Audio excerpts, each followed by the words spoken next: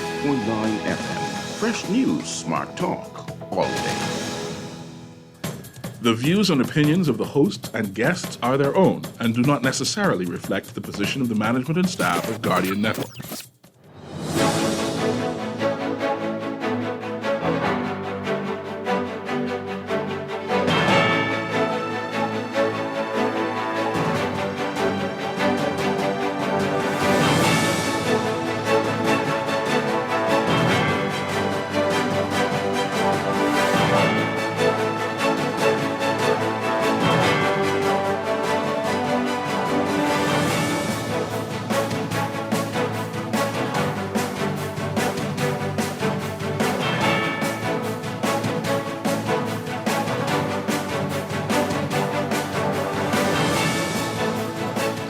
Good morning. Banking sector reform again in the news. The head of the Clearing Banks Association dismissing the F&M's banking reform plan is lacking empirical study. The education minister says repairs will be done before the new school year, only a few days away now. And the government's fight with GBPA is indeed affecting investor confidence.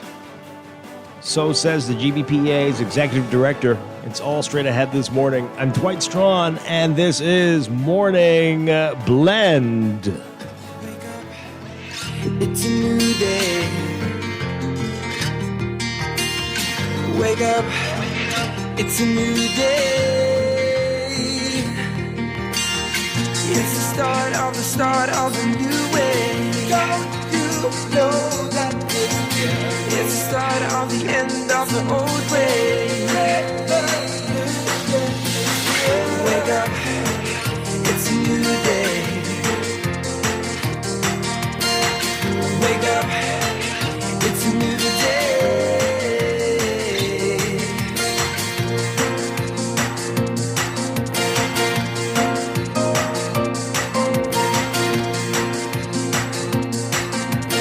Good morning again, Bahamas. It is Wednesday, August 21st, 2024. This is Morning Blend on Guardian Radio 96.9.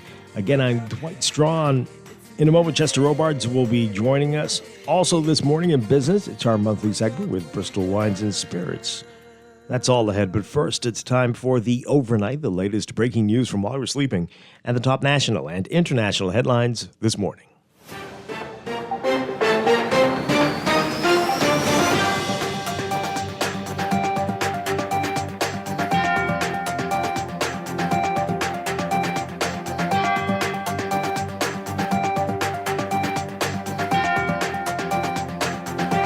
In the overnight, chair of the Clearing Banks Association, Gowan Bowe, says the release of a banking sector reform plan in the absence of any empirical study on the likely consequences of such changes equates to, quote, throwing darts in the dark.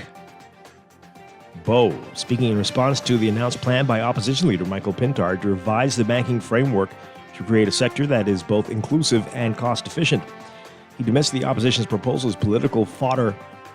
Bowe saying yesterday, quote, if you are meaningful about making reforms, the citizens would hope that you would have studied it through some empirical analysis.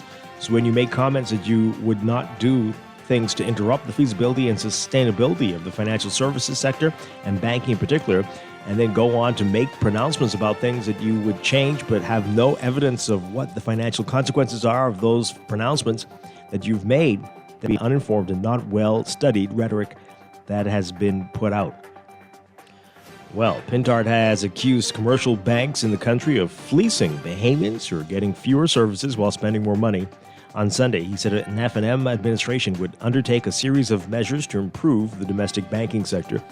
The measures including increasing the regulatory remit of the central bank to assess the validity of banking fees, ensuring that fees are transparent, fair, and not simply junk fees with no jurisdiction, or justification rather, and tasking the central bank with streamlining interbank transaction protocols, ensuring they are efficient and cost-effective. He said an FM administration would increase the visibility, resources, and reach of the Office of the Financial Ombudsman within the central bank. But Bowe again stating that governments must be careful how they handle these matters. Bowe says it's disappointing that political parties have fostered division on this issue, noting that politicians are seeking favor with the electorate.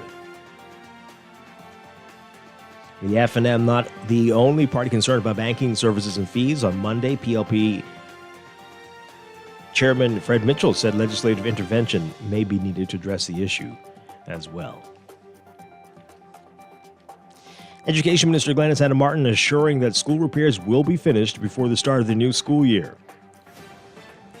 She told reporters yesterday that they've opened schools on time since coming to office, the Davis administration, and, quote, our schools open on time, and if there are works that we think are not going to finish on time, we don't commence them. And if there are works that have a long lead time because they're not summer repairs, they continue. Hanna Martin making the comments during a tour of several New Providence schools where repairs are being undertaken, including Uriah McPhee Primary, R.M. Bailey Senior, Government High School, and A.F. Adderley Jr. The bitter public fight between the Davis administration and the Grand Bahama Port Authority is affecting investor confidence on the island. That's according to GBPA Executive Director Rupert Hayward, who's the grandson of the late GBPA co-chair Sir Jack Hayward. So the tension between the two parties is a distraction from what stakeholders should be focused on, making things better in Grand Bahama. He made the comments on a recent episode of On the Record on Our TV. Hayward was asked if the standoff between the government and the GBPA has affected the latter's ability to do its work. Asked if the saga is making investors nervous, Hayward said, quote, it really is. I deal with these investors on a daily basis. We brought them here. We have long-standing relationships with the Royal Caribbean and Carnival. We own significant assets in them. I'm not saying they're the ones who are complaining, but we're talking to investors every day about coming to Grand Bahama, and we have to continuously make them comfortable with what's going on.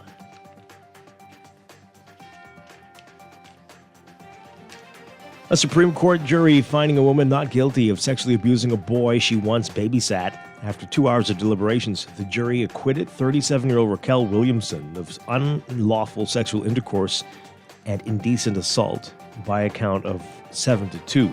Prosecutors had accused Williamson of having sexual relations with a 13-year-old boy who said she was his girlfriend on May 26, 2023. The incident allegedly happened at the Marriott Hotel on Nassau Street while they were attending a conclave for the Progressive Young Liberals.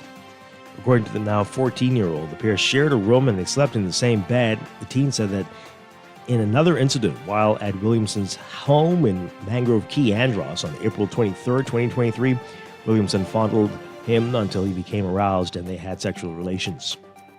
The boy's mother reported the matter to the police after she came across raunchy Facebook messages between her son and Williamson while using his cell phone.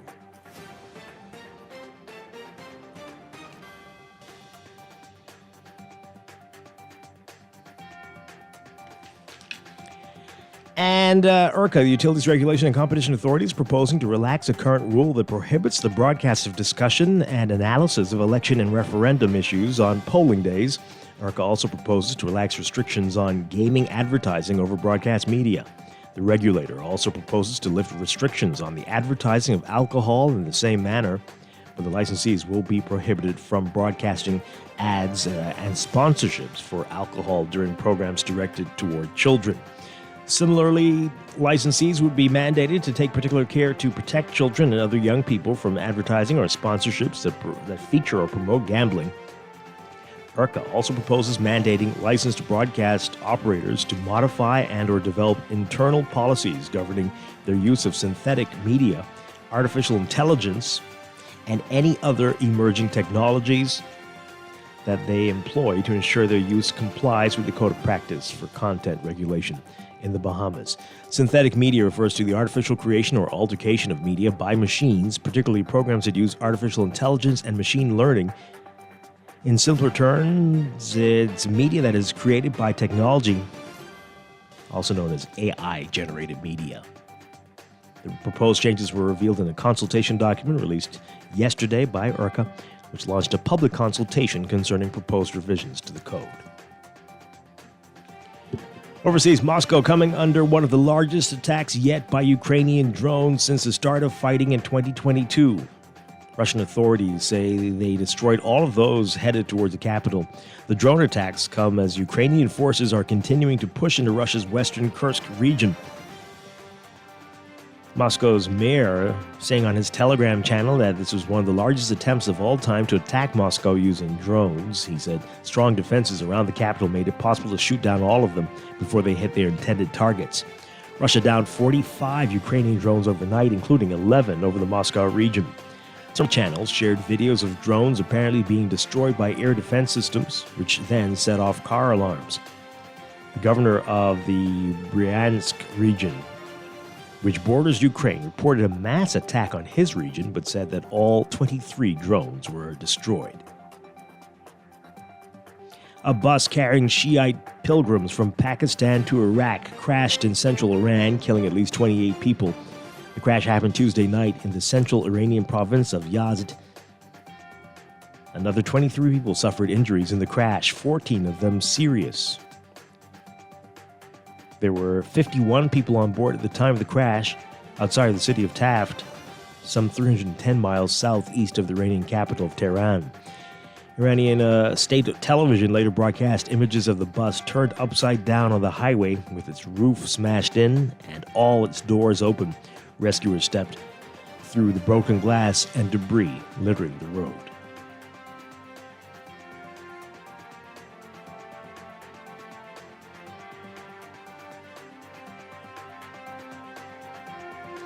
And police in Haiti's capital tear-gassed hundreds of peaceful protesters as they called on law enforcement to help stop the gangs that have been violently seizing control of their neighborhoods. Protest on Monday saw protesters burning tires to show their anger over the police action and express their frustration as recent moves to quell rampant gang violence in Port-au-Prince have largely been unsuccessful.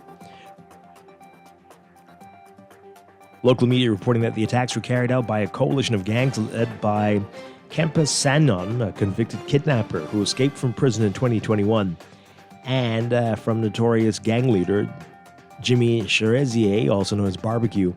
Since the killing of President Jovenel Moïse in 2021, gangs have consumed much of the country and currently control about 80% of the capital, Port-au-Prince.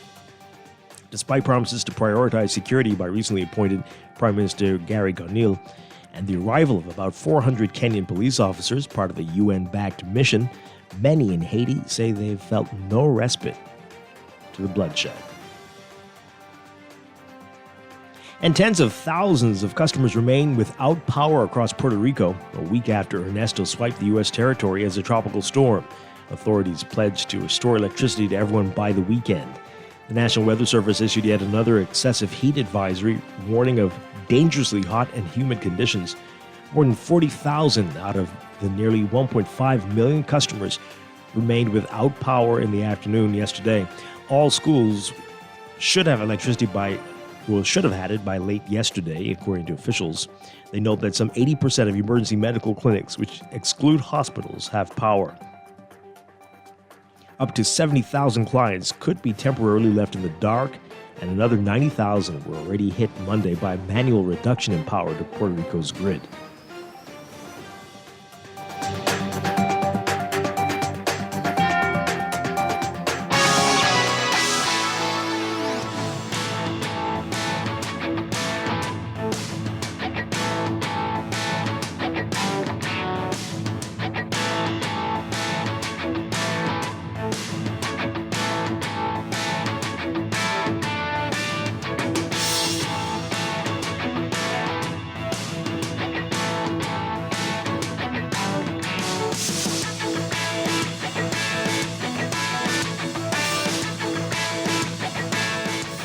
In sports, the NBA's Philadelphia 76ers announcing that they will be holding their upcoming training camp at Atlanta's Paradise Island Resort. The camp is set to take place Tuesday, October 1st to Saturday, October 5th, offering the team a scenic and secluded environment to fine-tune their preparation for the upcoming NBA season. Prior to heading to the Bahamas, the Sixers will host its Media Day on September 30th at their regular training complex in Camden, New Jersey. This marks the third consecutive year the Sixers have chosen to hold their training camp away from their regular training base, a strategy that head coach Nick Nurse believes is crucial for setting the tone for the season. Last year, the team gathered in Fort Collins, Colorado, and the year before that, they traveled to Charleston, South Carolina. Nurse, now entering his second season with the team, emphasizes the importance of maximizing the time during training camp to ensure the team is well prepared for the season. Eric E.J. Gordon is going to be part of that as well. We read more about it in today's Guardian Sports section. And the Bahamas Youth Flag Football League is set to kick off its 9th season on August 31st, marking nearly a decade of the league fostering young talent and enthusiasm for the sport. Running through December 7th, this year's season promises to be bigger and better with new elements that will elevate the experience for the participants. The league, which has become a staple in the youth sports agenda, invites boys and girls between ages 6 and 18 to hit the field opposite the original Thomas A. Robinson Track and Field Stadium. More on this in today's Guardian Sports section as well. And the WNBA didn't waste time returning to the hardwood after the Olympics, and the quick turnaround following the Paris Games is something players may look to change in the next collective bargaining agreement. Teams started playing games 4 days after the Paris Games ended, including Breanna Stewart and the New York Liberty, who opened up in Los Angeles, a 9-hour time difference after her time in France. She told the Associated Press that everybody needs a break. Players or the league could opt out of the current CBA, collective bargaining agreement, at the end of the season. The quick turnaround didn't seem to hurt New York, though, which had 4 players and its head coach competing in the Paris Games. The Liberty swept a pair of games from the Los Angeles and Las Vegas to remain solidly atop the standings and clinch a playoff spot.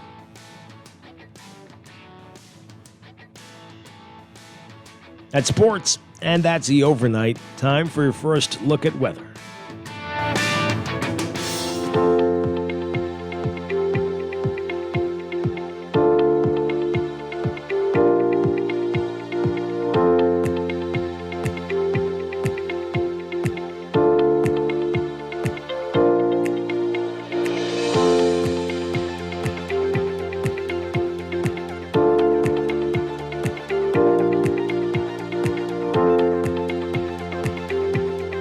It is time for your first look at weather for the day. We've got the combination of a surface trough north of the islands, ample moisture, and mid-level troughing.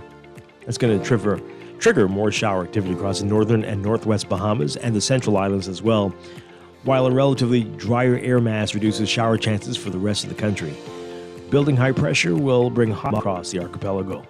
Got a number of warnings, though. Another heat advisory in effect for the Bahamas. Severe weather and possible tornado activity also possible across the northern Bahamas. Air quality will be slightly reduced due to Saharan dust in the southeast and portions of the central Bahamas. And everybody with respiratory issues should take necessary precautions. There is a chance for minor coastal flooding during high tide through to the weekend. Your forecast for today for the northwest Bahamas, we've got partly to occasional cloudy, very warm and humid conditions with scattered showers and isolated thunderstorms through tomorrow. Got a 60% chance of showers. Winds southwesterly at 10 to 15 knots, but gusty at times in showers and thunderstorms.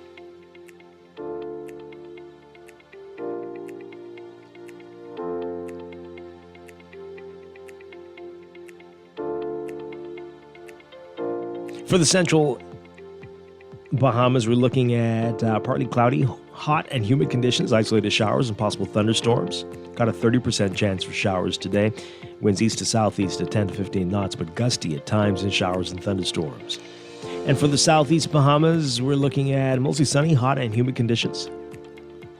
20% chance of showers. Winds east to southeast at 15 to 20 knots. Temperature-wise today, we're looking at highs getting up to around 92 Fahrenheit, 33 Celsius. The heat index, though, will make it feel like it's 106 Fahrenheit, 41 Celsius, or even more.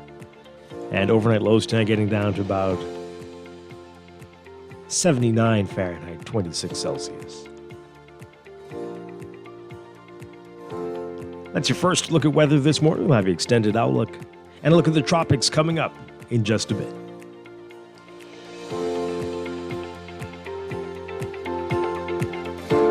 Wake up, it's a new day.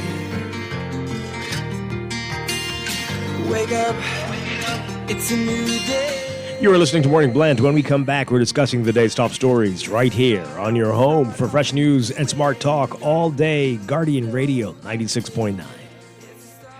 End of the old way.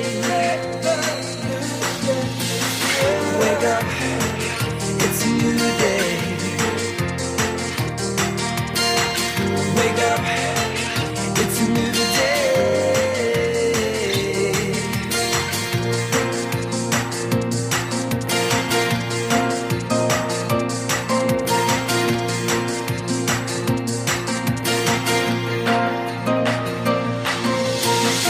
Wake up, it's a new day. Tired of banks forcing you to use technology to bank the way they want you to? Your convenience is important. So no matter what your banking needs, Commonwealth Bank's friendly staff are always available in branch for that personal one-on-one service. But when you choose technology, our online and mobile banking app offers you state-of-the-art functionality. The choice is yours. Commonwealth Bank. Bank the way you want. Earning zero interest on your savings at the bank? With as little as $100, you can start earning interest on your money while you're sleeping, eating, or standing in line at the bank with the CFAL Savings Express Plan. Ready to invest? Start by putting $1,000 into our mutual funds and earn interest there too. Because at CFAL, your interest is our interest. Visit cfal.com to start now.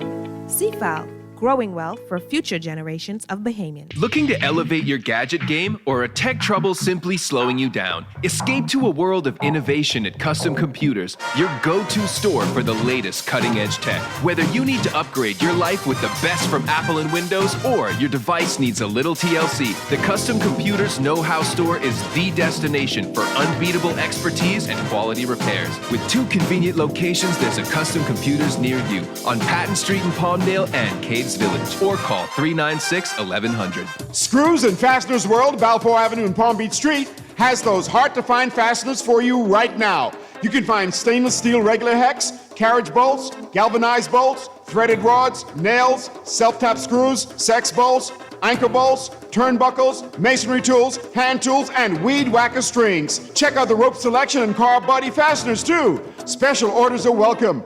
It's your #1 fastener store. Screws and Fasteners World, Balfour Avenue and Palm Beach Streets. Call 326-1976.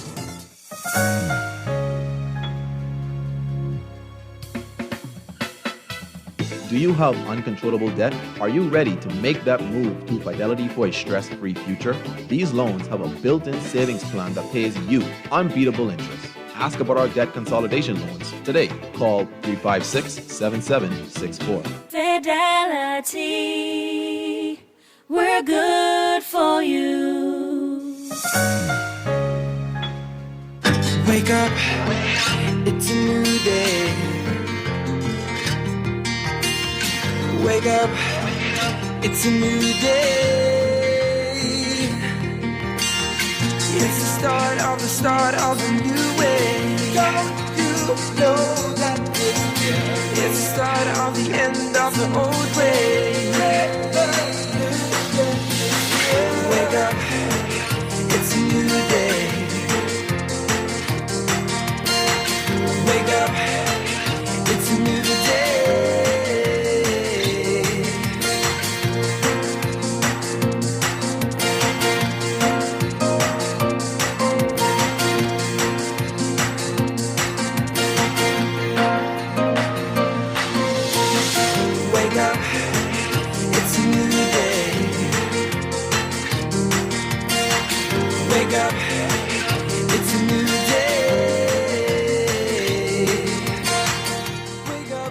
Welcome back to Morning Blend here on Guardian Radio 96.9. We are streaming live on GuardianTalkRadio.com and on the Guardian Radio app for smart devices. We're also on your televisions on Cable Bahamas Channel 969 and BTC Float Channel 612. You can tweet us at Morning Blend 969 or Facebook.com/Morning Blend 969. Text us 422-4796 on the Guardian Radio text line powered by BTC, 422-4796, standard text rate supply. Once again, I'm Dwight Strachan. In a moment, Chester Robards will be here with us Also this morning in business, we've got our monthly segment with Bristol Wines and Spirits. They're going to be here. Looking forward to that. That's all ahead. But right now, there's a whole lot to talk about in the news.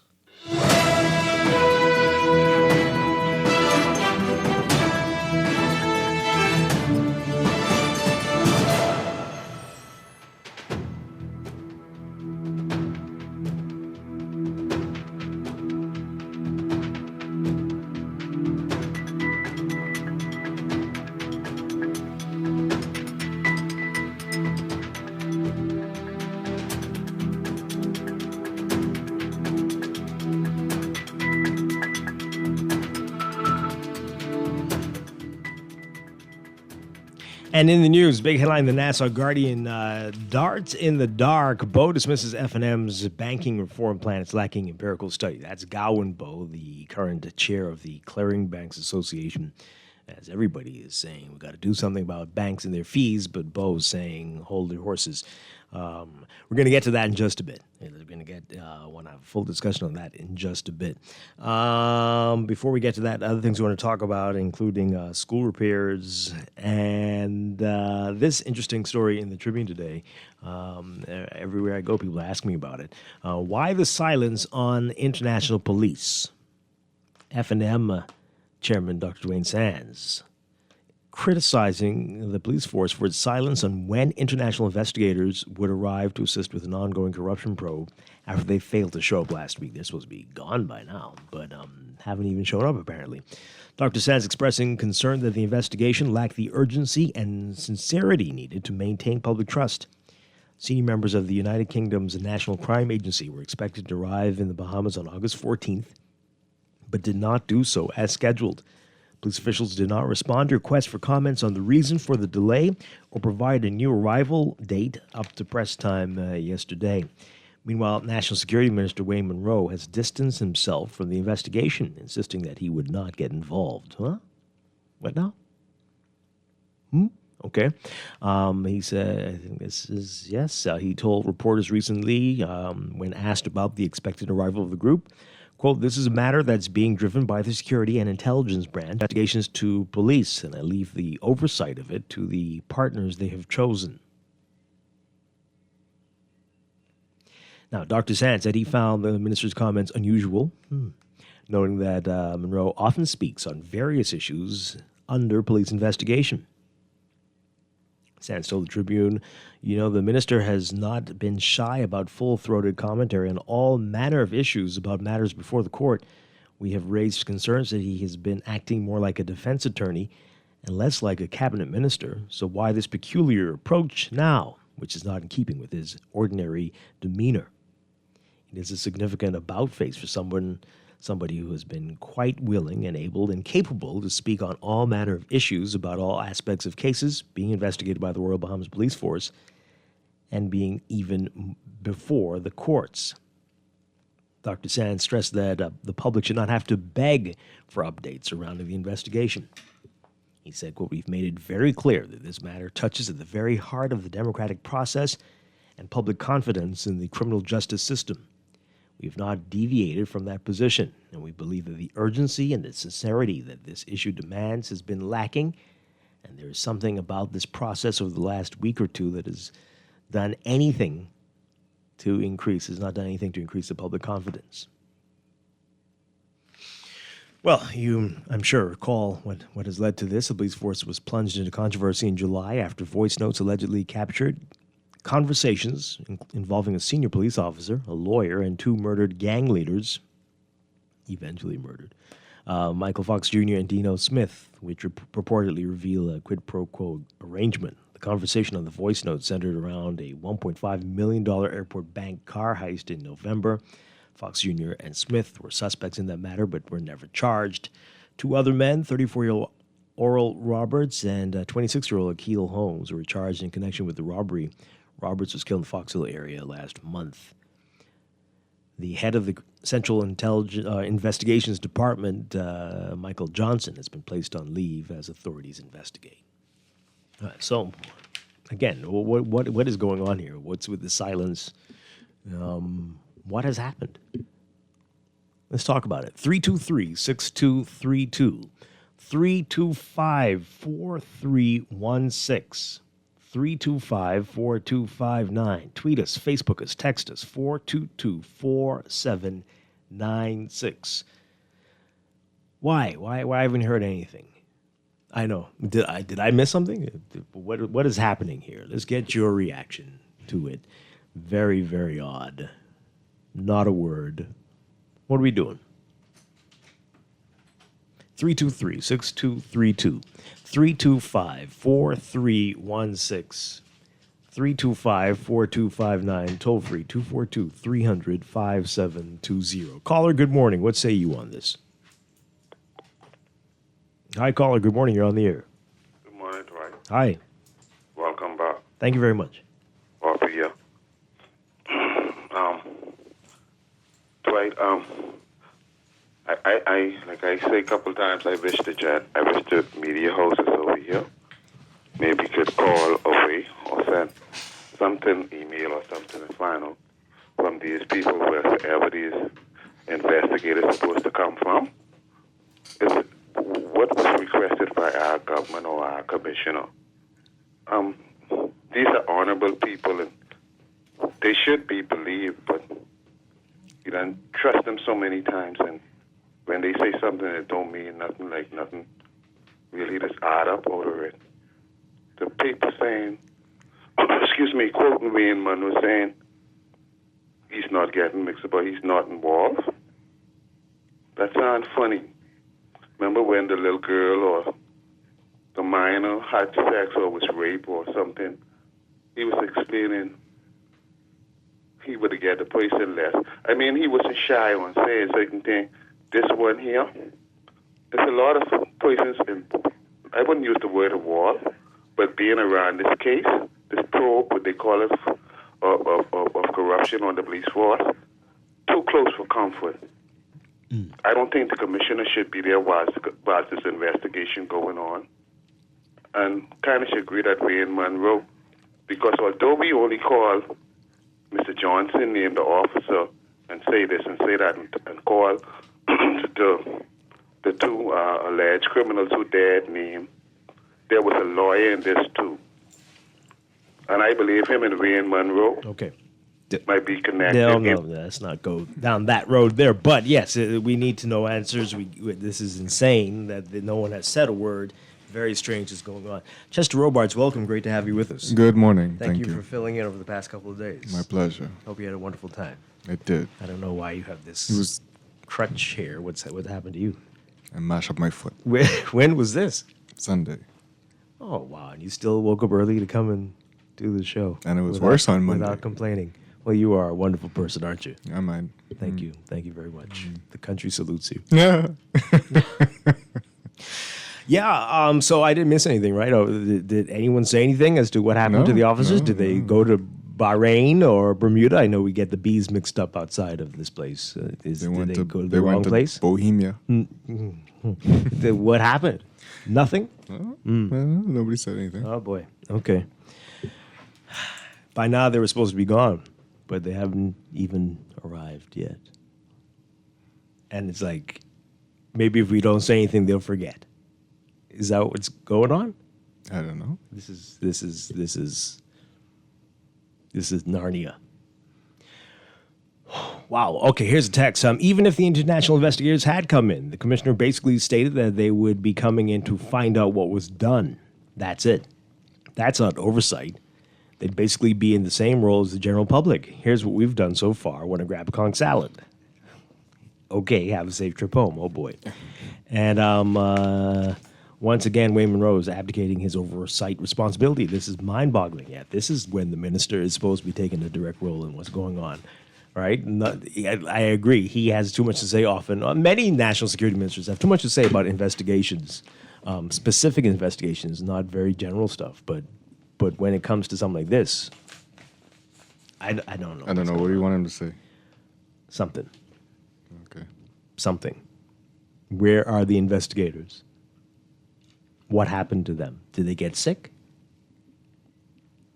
Huh? Flight canceled? But when he says he's staying out of it, maybe he doesn't know. Okay. I don't know. And you're in a position to find out. Find out and come back to the people who voted for you, the people who elected you, and answer the questions. Yeah. Yeah, we don't expect you to know everything, but you're in a better position than we are to find out what's going on. Continue to call in 323-6232, 325-4316, 325-4259. So, BPL. Your favorite people. Yeah. So yesterday, out of nowhere, the power goes off. And I know that was load shedding. There's no doubt in my mind. It came on within exactly 2 hours. It was like 2 hours after it went off, on the dot. But they're not saying anything. And they're not going to say anything. But there are a number of places that were off yesterday. They had a schedule up for the tree trimming in the middle of the day, but I was not on that list. But 2 hours off to the minute. Electricity went off here yesterday as soon as the show was done as well. Really? But then I drove around the back and Pike was doing a lot of work on the lines. Who? Yeah. The trucks say Pike, right? I don't remember what the Bahamas Grid. Yeah. But no, the trucks say Pike. Another situation where And I didn't see a familiar face. what's really happening, right? Oh boy. So this is gonna be challenging. You got your bill for the month? Why you want to talk How'd that about go? that? Why How'd you that want to go? talk about that? You're supposed to get. Do you remember the first 200 kilowatt hour, whatever it is, off? Yeah, I guess I did. Did you see the $20 off from that? Yeah. Yeah. And guess. how much higher was your bill for July than it was for It June? was $600 What'd you higher. say now? What'd you say? What you talking about? What you talking about, Willis? It was $600 higher. Your bill was what? $600 $600 higher? I feel bad because we were talking about this a few weeks ago, and your bill, for some reason, is lower than mine. Yeah. And we were like, what's going And I on? was like, what am I doing no, wrong? what's wrong with How you? could your bill, with all the people living in your house, be higher than mine? And then I think I jinxed you. Yeah, you did. They heard you. Now yours is twice what mine is. Yeah. Well, no. Actually, you said it's how much higher? $600 higher? Yeah. Oh no, your bill is almost 3 times higher than my bill. Well, 5 something really. I'm sorry. What about you, folks? Thank you. What are you all experiencing? Did you see lower bills? That's what we were promised. They said your bill would only be lower if your consumption was lower. But my consumption is lower than. My consumption's not lower. So. You can see it. You saw the graph. Yeah. I mean, it's lower than it was last year for me. Yours is what? Much higher? My graph looks like a steep cliff that I fell off. Did you watch The Price is Right? You used to watch that? With the guy going up the cliff? Was it like that? Yeah. No, mine isn't like that. Yeah. Mine is a precipice. Oh boy, mine has a valley and it goes up higher in the summer, but then it goes back down. The comparison to last summer was just tipping over last summer. Yeah. Okay. Yeah. Wow. What's your bill, Dwight? 800? No, my bill I don't. Much lower than Chester's. About 3. About 3. And that's much higher than it should be. Trust me. All right, so let's get to the text messages. This person says here, you guys like to cuddle and not call out Joe Beth Kobe Davis. Well, I guarantee you nobody in her camp thinks that. And I get messages about how harsh I am with BPL all the time. So you hear what you want to hear. I don't know what you want me to curse her out. Is that what you're trying to say? And it's bigger than her. What do you think we should be saying? Did they actually say cuddle? Yeah. Oh. You think they mean cuddle? I assume that's what they were It could meaning. mean cuddle too. I don't know. Oh, it's it just could so be cute cuddle. living in a cuddle. Has she made a statement as yet on all these issues? I mean, she has. Like, what do you mean specifically? She's the one who said that we were expecting the bills to be lower. She talked about that outage the other day. Mm-hmm. Yeah. But what does anything a minister says on BPL mean? No. Ever? She ain't there trying to fix things, like physically. I cannot remember the last time a cabinet minister speaking on BPL made any sense, and that we could take anything that they say at face value. And that it came to Right. to fruition. No. It came true. And even if it did, it lasted 2 months before policy changes or they were kicked out. Engines, they were like, this is going to be the end of blackouts. We hear that every year. Boy. Yeah. Right? You remember? Every year. No load shedding. Every single year we hear that. We have enough capacity now. My God. And then the next month, we don't have enough capacity now. Because we had to send one of the engines to a different island, or this engine blew up, or this engine just disappeared, poof, in the air. Or they turned on some new development. My gosh. Ah, boy. Rather than pay my BPL bill this month, I've opted for trial by combat. Now, what does that mean? Huh? Trial by what? I don't know what's happening. Compact. Combat. It says combat. They want to fight the BPL. I don't know. Good luck. Tell us how that went. Okay. What they say about a promise. Yeah. Right. Well, we didn't expect them to go down. We didn't expect that. We didn't expect them to go up so much. What they say about hope. Yeah. This person says here, even if the international, I think we read that, yeah. Chester, clearly your usage is up. Joe Beth Colby Davis has given several key tips for conserving energy during this time. Pull out some of the golden oldies too, like don't wash as much. That's the only thing left for them to say. Hey, I didn't say my usage wasn't down. I'm telling you my usage looking like a Yosemite cliff. Oh, boy. This person says they should be concerned about GBPA and its 6% proposed electrical increase. But what about New Providence and its 162% increase in the last 3 years? Is that being ignored? What? Okay, I'm very, and I think you mean GBPC, but I don't know what you're saying. The fuel surcharge is the issue. I don't know if you looked at your bill. Yeah, the fuel charge is the issue. My usage, that part of it, I think barely $100, but the majority, $200-something plus is all fuel. All fuel. My fuel is like close to 4, if not 4. My God, right? And this is the problem. So usage, don't even try it. Fuel, and we know what happened there. Yep. We know what happened there and all the ridiculous excuses we've received since then. Yep. But fuel is the problem. This person says, Dwight, I live in Winton. My bill is usually around $600 plus, but in May and July, my bill jumped to over $1,000 plus this month. It's a shame. So the jump is normal for people then. But I mean, their bill is typically $6. But the increase, right, is in line with my kind of increase. That is literally a mortgage there. Yeah. That's insane. Well, how do you handle that? What do you give up? Food? Some people say you give up paying your whole bill.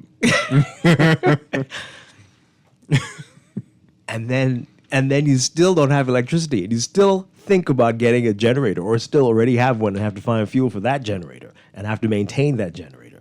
All of this on top of a bill that high. Yeah. Well, this person says here, my mom had 3 fuel charges in her last bill. Now, wait now. What? And look how big that 3 is. What? What are you saying? What do you mean by that? Huh? If I don't know how you can take a picture of it and send it to us. But huh? So they show.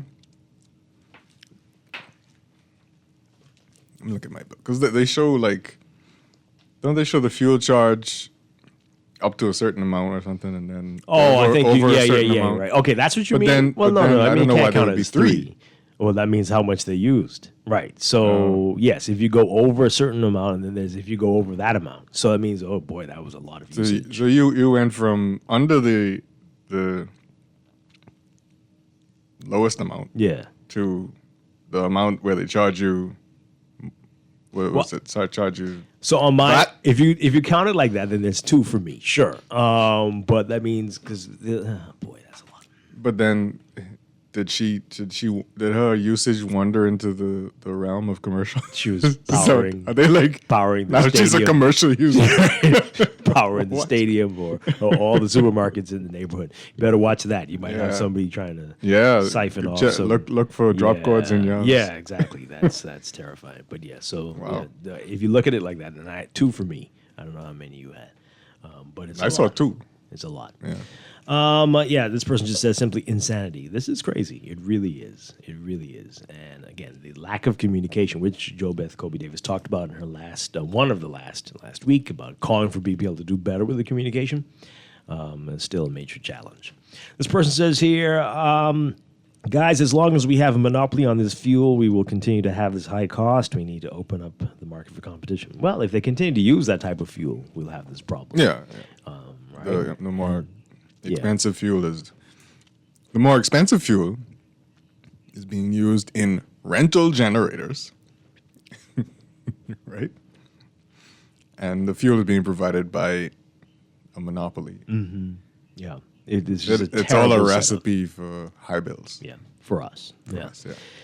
This person says, I was away for the first 2 weeks in July, and my bill was still high. This does not make sense. You turned off your breaker and everything, because that's the only way to avoid. Yeah, and to completely claim that you didn't have nothing on. Yeah. Yeah.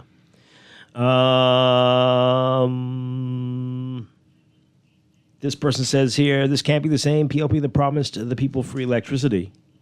Wait, I don't know if they said what? that. Did they ever say that? I don't remember free electricity. They have promising that. They've promised all manner of things, but here we are still. Here we are still. Continue to call in, folks. 323-6232, 325-4316, 325-4259. Toll free, 242-300-5720. Tweet us, Facebook us, text us, 422-4796. Do you know how long the power was off here yesterday? I don't know. Yeah, and then the thing is, I have to call up the media, which I'm a part of, right? But things are so bad with BPL that outages just go. You don't report on it. You don't check to see is this bigger than what you think? Mm-hmm. Is there a real problem? Oh well, the power is off. That's how it is. This is insanity, and we all can't be this scarred by this. And they just get away with it. And so they think, well, the public understands this is how it's always been. They don't know anything but this unless they've lived abroad. And so the people here, like, the power off for 3 hours. What's your problem? Yeah. You got a problem? It'll be back on. Calm down. Yeah. And this is not acceptable. Yeah. I don't understand. But, I mean, maybe some of it, but like you say, communication, right? Again, the power went off here yesterday, and then there's the Bahamas grid people in the back there doing some work. So if it was related to that, again, like you said, should be, if there wasn't a notice, should there have been a notice, right? Your power is going to go off in this area for so and so. You might have been on that list. They had a whole bunch of places on the list. But this person says here, this is a regular house this is back to the mom with the 3 surcharges, fuel surcharges. It's a regular house that she uses regularly. Her bill originally jumped from close to $200 to around $650. Then the fuel surcharges increased. On her last bill of $1,300, the fuel surcharge was around $175, $280, and then $475. So the majority of her bill is made of the fuel. No, you got to get somebody in there to check that out. Something is going on, unless you're burning several central air conditioning units at the same time. That is crazy. How could you go from a $200 bill to a $1,300 bill? Chester, huh?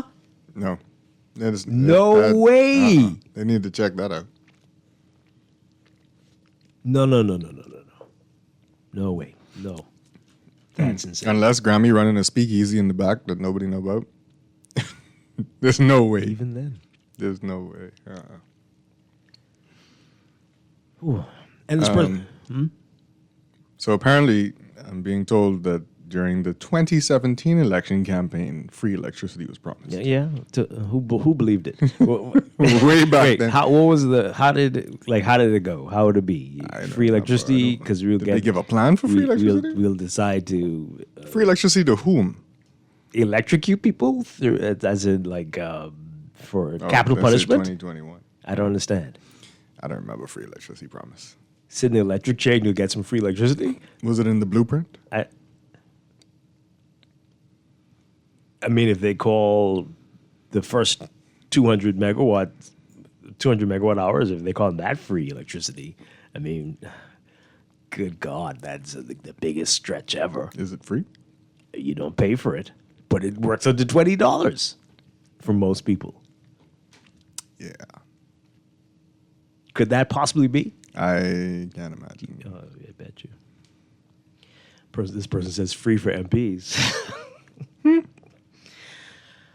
Oh, boy. This person says, we keep blaming BPL and these two parties screwing us daily while we keep waiting on our new red T-shirt or yellow. Keep bending over and paying a mortgage to BPL. I don't know who the we is you're talking about, but yes, certain people are doing that. Sure. Yeah, we know they're definitely to blame, the political parties. Mm-hmm. But everybody needs to be blamed. Someone said that the commissioner is on vacation. Maybe that's the reason why they haven't come to investigate. That sounds like a great time to come and investigate, actually. That shouldn't stop the show. Why would he take vacation then? None of this. But he said they were coming, so why would that? None of this has anything to do with anything. None of it. Boy. And if that is the case, since I have an emergency vacation, I will come and tell the people, hey, to September, say something. But that's a bad excuse if that's it.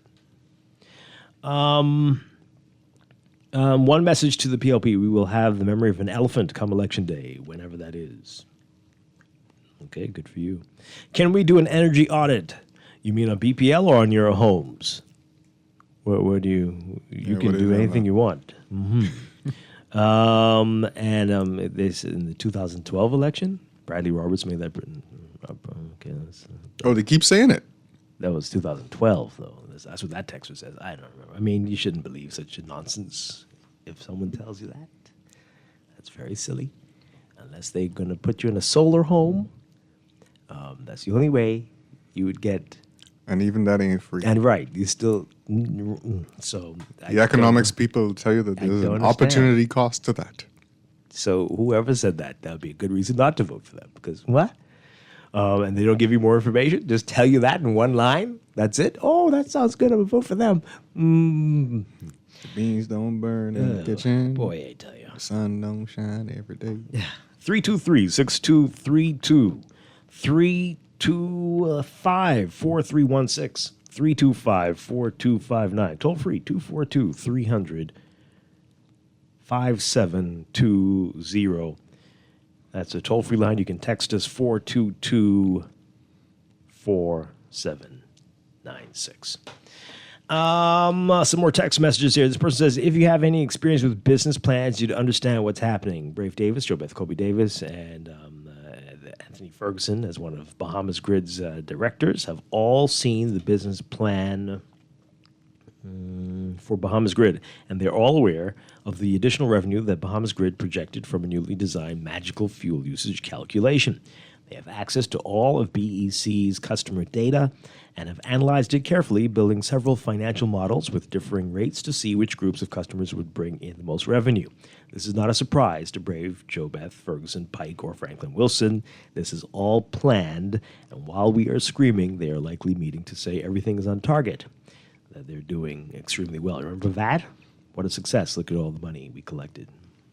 Well, they could afford to do that because there's a whole lot of people looking at ways to get free from BPL. Many will do it on their own. Many will come together. Many will do whatever it takes to unleash this plantation model of service that they think they're providing. But yeah. So I hope that model works out for them. Looking to break free of BPL is looking at the horizon. You think so? Thinking that just looking at the end. Okay. All right. We'll see. We'll see about that. Anyway, I might end up broke, but I'm a break free. I'm a break free. My goal at the end of, let me myself. Soon is to have a $10 a month electricity bill, if all of that. Okay. Almost prepared to do anything. Almost. Do you have a plan? We're gonna get there. We're gonna get there. But this is not working. If the thing would stay on, I might be okay with it. But it can't. It never does. Never. So I don't remember constant power outages as a kid, you know. You have some bad memories then. Probably do. Because we used to have the kerosene lamp, I tell you. One little bit of lightning, get the lamp. Very hot day, get the lamp. Yeah. Cold day, get the lamp. I'm talking Christmas about, day, get like, the lamp. Late 80s, early 90s. Yeah, that's what I'm talking about, exactly. I don't remember. Oh my God, we're out of oil for the kerosene lamp. Get some more matches, get some candles, that's all I've ever known. Yeah. I know during lightning storms it was a chronic thing, but It was Christmas too. That was the union acting up at the time. But anyway, it's been a long, painful ride. But it's time. It's time, Bahamas. We're going to take a break. This is Morning Blend on Guardian Radio 96.9. Stay with us.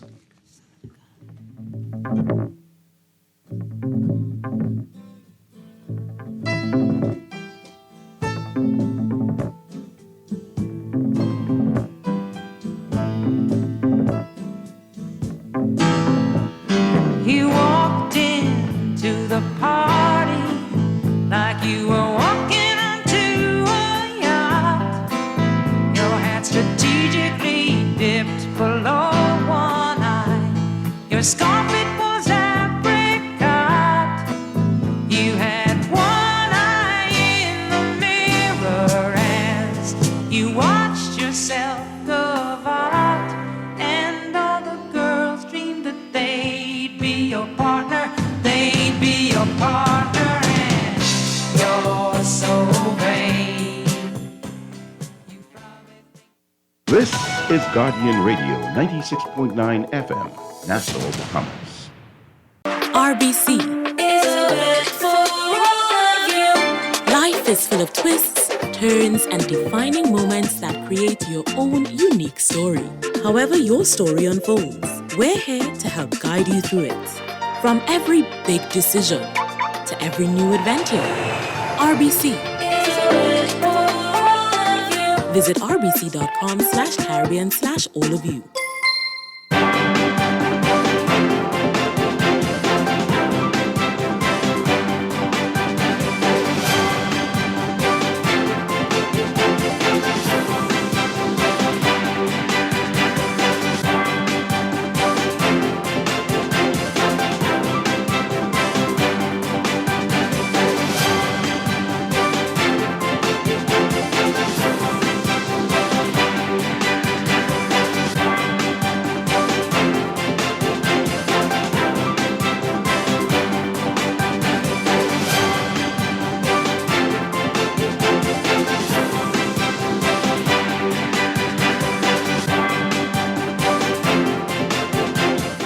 .39 time for your first look at traffic for the morning, brought to you by RBC. Find your loan solution with RBC.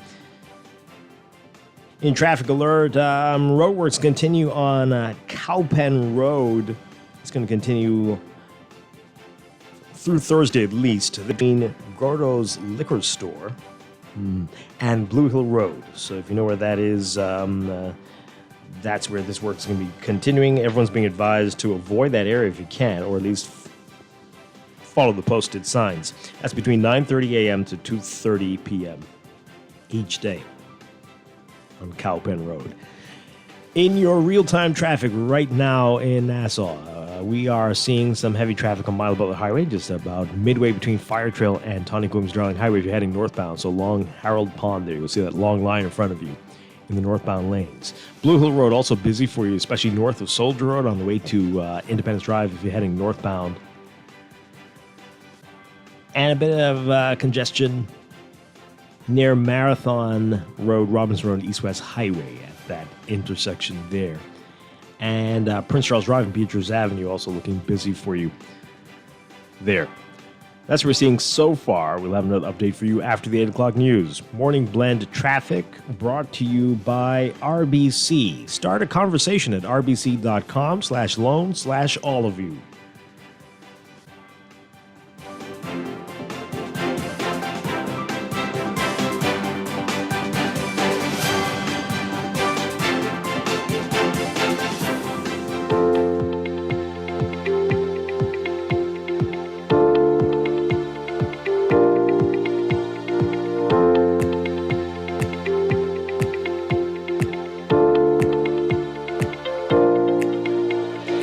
.41, time for another check of your weather for today. We've got the combination of a surface trough north of the islands, ample moisture and mid-level troughing that's going to trigger shower activity across the northern and northwest Bahamas and the central islands, while a relatively drier air mass reduces shower chances for the rest of the country. Building high pressure will bring hot summer temperatures and moderate to fresh winds across the archipelago. Got a number of warnings, severe weather and possible tornadic activity possible across the northern islands. Got a heat advisory again for the entire country, and air quality will be slightly reduced due to Saharan dust in the southeast and central Bahamas. There's also a chance for minor coastal flooding during high tide through to the weekend. So your forecast for the northwest Bahamas today, partly to occasionally cloudy, very warm, humid with scattered showers and isolated thunderstorms through tomorrow. We've got about a 60% chance of rain. For the central and southeast Bahamas, partly cloudy, hot and humid with isolated showers and possible thunderstorms. For the southeastern islands, mostly sunny, hot and humid with a chance of a shower. About a 20 to 30% chance for the central and southeast Bahamas, chance of rain there. High temperatures today getting up to around 92 Fahrenheit, 33 Celsius.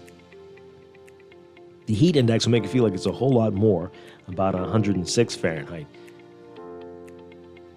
41 Celsius or even more.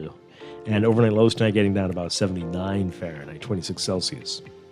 In your extended outlook, variably cloudy, hot and humid conditions with isolated showers over the northern and northwest Bahamas, but partly sunny and warm with isolated showers over the central islands.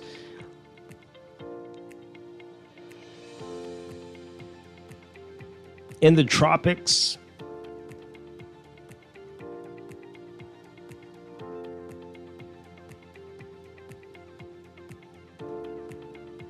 we'll have your tropical update coming up in your weather check after the 8 o'clock news. That's your Morning Blend weather check. We'll be back with more Morning Blend after these messages here on Guardian Radio 96.9.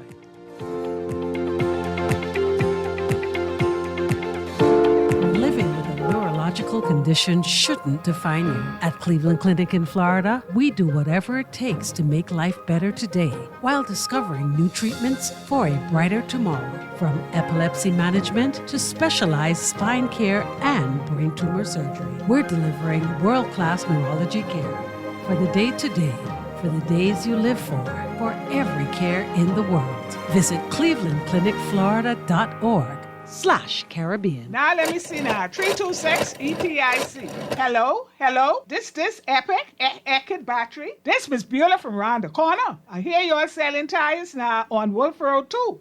Praise the Lord. It's about time. I live Fox Hill and Fire Trail. It's too far. That ain't all. They open Monday to Friday, 7 a.m. to 7 p.m. On Sunday and holiday, 8 a.m. to 4 p.m. My brother stand and get fixed up. Call us at 326 EPIC. We ship also to the Family Island. Craving something delicious and freshly made? Dunkin' has got you covered all day your way. From savory sausage, egg and cheese to crispy bacon, ham, and even tuna.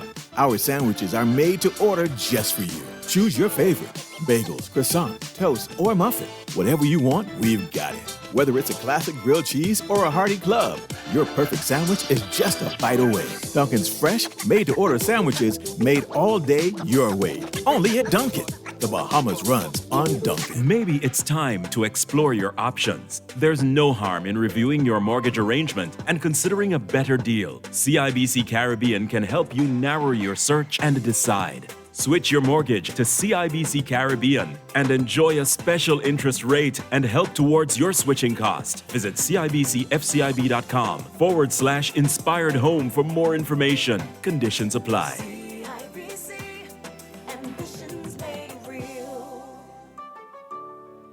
Carey's Fabric and Uniform Store wants to get you ready for back to school. Don't be no fool, stay in school. They have ready-made uniforms and uniform fabrics for almost every school in the Bahamas. At Carey's, find skirts, blouses, shirts, jumpers, boy shorts and long pants, neckties, socks, and more. You can even have your uniform skirts custom made. Check out our selection of embroidered cotton shirts. That's Carey's Fabric and Uniform Store on Mackey Street. Call us at 393-0758 or 817-0758. At Wendy's, we are different. We don't just use beef. It's fresh, never frozen. Our burgers are square because we never cut corners. Served hot off the grill with fresh lettuce, tomatoes, onions, and American cheese. We believe in fast food done right. Always serving fresh, never frozen beef. Order a hot, juicy Dave single, double, or triple. Made with fresh, never frozen beef. Now only at Wendy's. Different inside and out. Shop early to get your uniforms and get Janae's Uniform Center's buy 4 get 1 free sale. Pre-monogrammed and regular school shirts, dry fit and cotton polos, jumpers, skirts, boys long and short pants, PE shorts, underclothes, tights, socks, neckties, belts, sleeping mats, hair accessories, and character work desk. Get 50% off backpacks, lunch bags, and raincoats. Buy 4 school shirts, get 1 free. Buy 2 skirts, jumpers, or pants, get the third 50% off. Need embroidery and monogramming done? Visit Janae's Uniform Center early. Beat the back to school rush. Janae's Chesapeake Road back to school special. Restrictions apply. Tell them we're gonna give you a check every week for a year. Percy's Pension Plan, Island Game, keep you winning. Percy's Pension Plan, dream big, we will help you live it. Percy's Pension Plan, Island Game, we got you. Percy's Pension Plan, from the friends you can trust. If winning is a must, go play the game you know, cause your best chance is with us.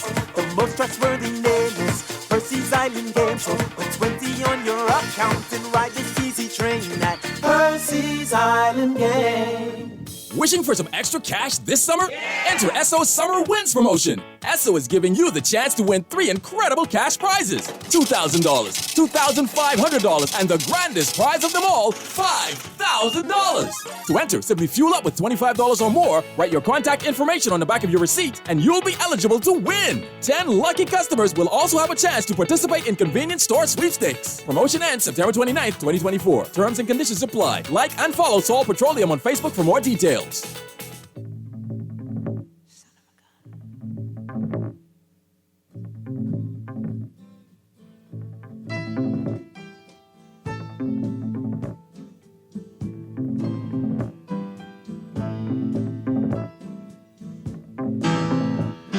You walked into the party like you were walking onto a yacht. Your hat strategically dipped below one eye. Your scarf, it was apricot. You had one eye in the mirror as you watched yourself go out, and all the girls dreamed that they'd be your partner. They'd be your partner, and you're so vain. You probably think this song is about you. You're so vain. I'll bet you think this song is about you. Don't you? Don't you? You had me several years ago when I was still quite naive. When you said that we made such a pretty pair and that you would never leave, but you gave away the things you loved, and one of them was me. I had some dreams, they were clouds in my coffee, clouds in my coffee. You're so wing. So that song is to whomever thinks we're talking about them. So I don't. It's not. Well, for that's any what the particular song said, reasons. anyway. Yeah, you probably think the song's about you. Yeah. Well, that's Maybe, your, maybe not. That's your Maybe business. not. That's your business. Anyway, welcome back to Morning Blend here on Guardian Radio 96.9. Dwight Strachan along with Chester Robards. We're talking about where are the investigators? Why the silence on what's happened to them? And BPL, making our life a living.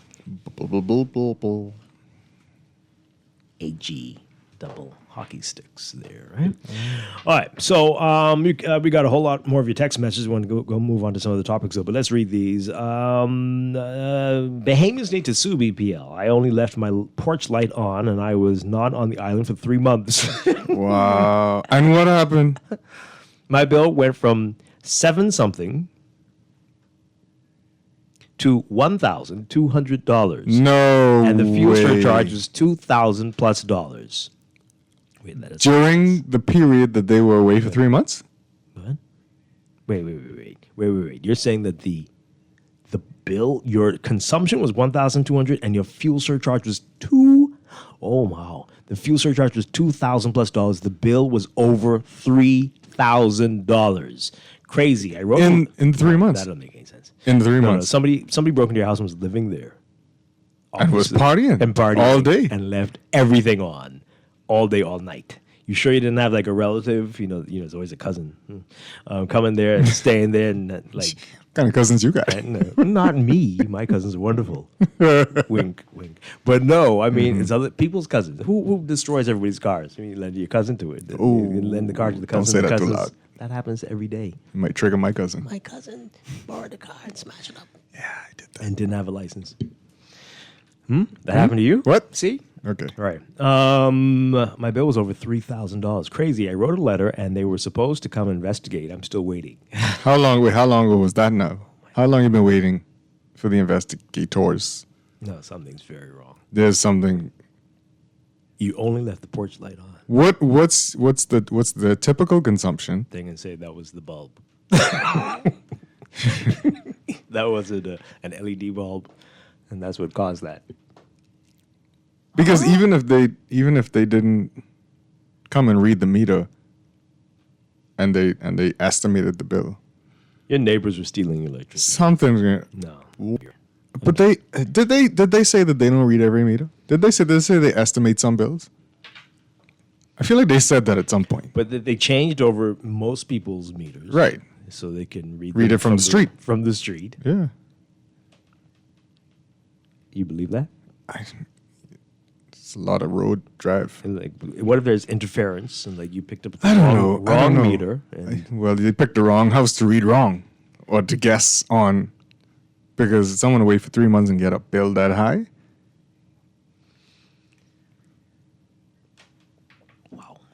This person says here, only in the Bahamas, some civil servants, police officers, and many others do wrong and won't resign or go home. I think most at BPL and all of our corporations who are on the job for over 20 years should go home. Why?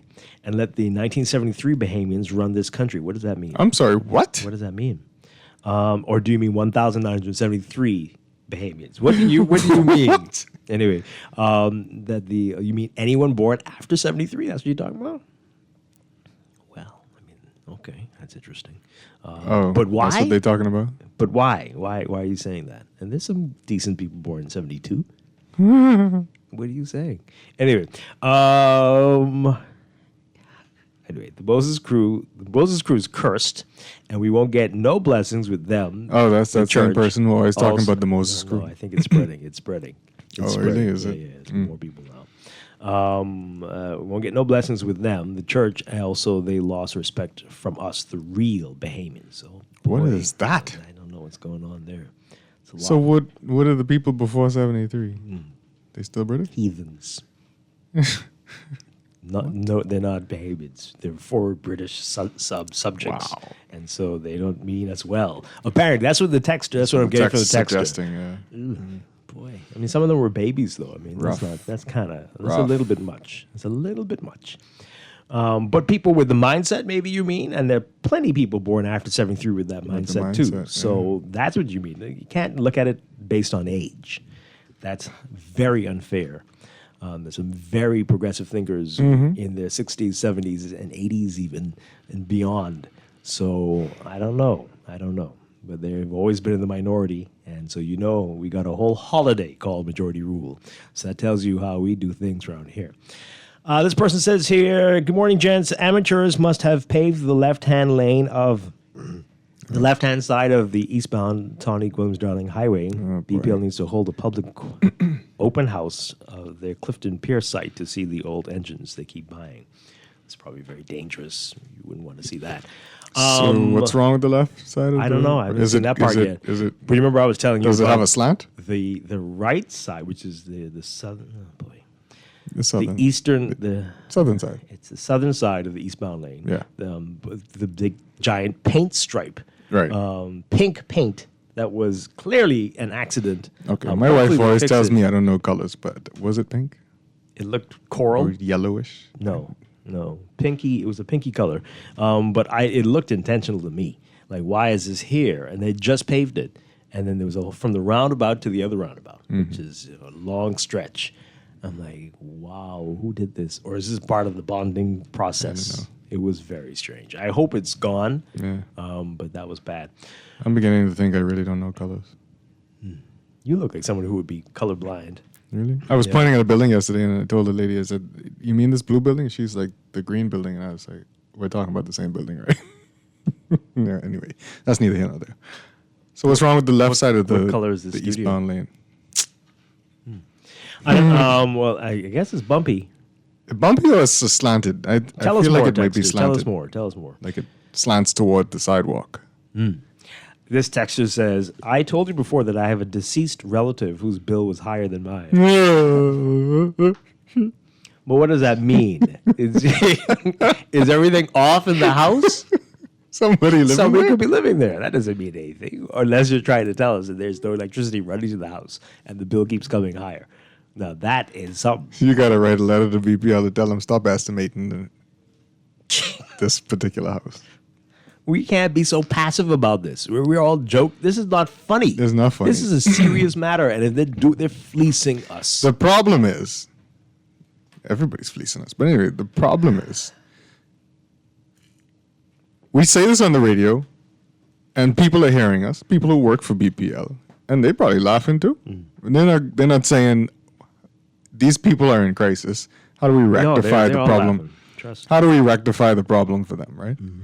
I was telling somebody yesterday, I said, people's stuff get destroyed. People were talking about lights flickering on and off 50 times in an hour.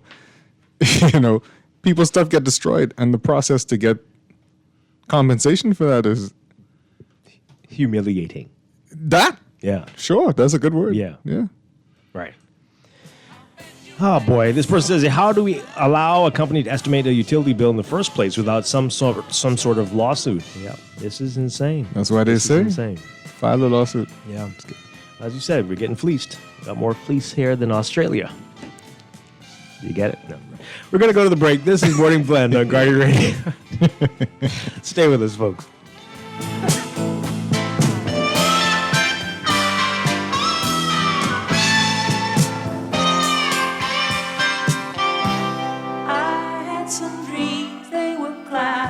In my coffee, clouds in my coffee, and you're so vain. We probably think the song is about you. You're so vain. I'll bet you think the song is about you. Don't you? When I hear you went up to Saratoga and your horse naturally won.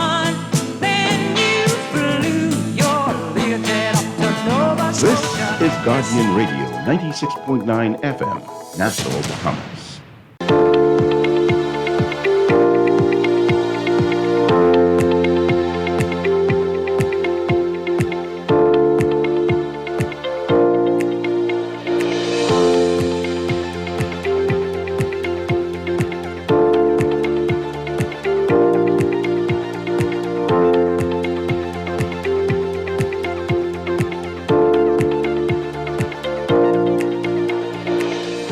Welcome back to Morning Blend on Guardian Radio 96.9. Streaming on GuardianTalkRadio.com and the Guardian Radio app for smart devices. We're also on your televisions on Cable Bahamas Channel 969 and BTC Flow Channel 612. You can tweet us at Morning Blend 969 or Facebook.com/Morning Blend 969. Text us 422-4796. And now day 22, it's time for another check of your weather for today, brought to you by Sherwin-Williams Paints. Here's what's going on. We've got the combination of a surface trough north of the Bahamas. That's going to provide ample moisture, and a mid-level trough will trigger shower activity over the northern and central Bahamas, while a relatively dry air mass will reduce shower chances for the rest of the country. Building high pressure will bring hot summer temperatures and moderate to fresh winds across the area. Got a number of warnings, though. A heat advisory in effect for the entire country. Severe weather and possible tornado activity possible over the northern islands. And air quality will be slightly reduced due to the Saharan dust in the central and southeast Bahamas. There's also a chance for minor coastal flooding during high tide through to the weekend. So your forecast for today for the northern Bahamas, northern and northwest Bahamas, we're looking at partly to occasionally cloudy periods, very warm and humid with scattered showers and isolated thunderstorms through tomorrow, with a rain chance of about 60%. For the central and southeast Bahamas, central islands, partly cloudy, hot and humid, isolated showers and possible thunderstorms. Southeastern islands, mostly sunny, hot and humid with a chance of a shower. Rain chances about 20 to 30%. Temperatures today, we're looking at highs getting up to around 92 Fahrenheit, 33 Celsius. It's going to feel a whole lot hotter, though, about 104 or to 100. Overnight lows tonight getting down to about 79 Fahrenheit, 26 Celsius. In your extended outlook, we're looking at variably cloudy, hot and humid conditions, isolated showers and thunderstorms across the northwest Bahamas, partly sunny and warm with isolated showers across the central and southeastern islands. In the tropics are quiet. Tropical cyclone formation not expected during the next 7 days. That's your morning blend weather check brought to you by Sherwin-Williams Paints. Sherwin-Williams Paints got you covered for all your painting and equipment needs. Visit Sherwin-Williams Paints online or in store today.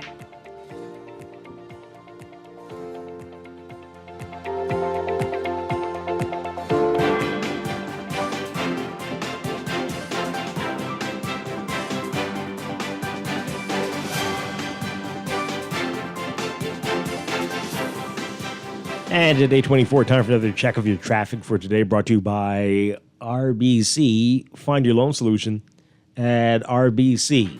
In your traffic alert, we've got to remind you about the work going on Cowpen Road. That is going to be between Gordo's Liquor Store and Blue Hill Road. That is mainly between 9:30 a.m. and 2:30 p.m. Expected to continue through Thursday. Everyone's being advised to avoid the area if you can, or follow all the posted traffic signs on Cowpen Road. In your real-time traffic at this hour, we've got a number of hot spots. We've got Mile Butler Highway, although things are improving compared to the last update. Just north of Harold Pond now, on the way to Tawny Williams Darling Highway. You'll see that long line of traffic in front of you. And then we've got some building traffic on Carmichael eastbound to Blue Hill Road, and then just north of that area on Blue Hill Road from about Malcolm Road to Soldier Road, and again northbound on Blue Hill as you get to the roundabout with Independence Drive. Elsewhere, some building traffic on Soldier Road near Old Trail as school's in session there, and Windsor and Soldier Road looking busy as well. And we've got along Prince Charles Drive, heavy traffic at Beatrice Avenue, and especially on Prince Charles westbound, straight through to Jean Street and Prince Charles, Robinson, and Soldier Road. That intersection looking busy for you, and especially Robinson from Old Trail to Marathon and East-West Highway. Those are your hot spots. That's your real-time traffic and your morning blend traffic alert brought to you by RBC. Start a conversation at rbc.com/loan/all of you.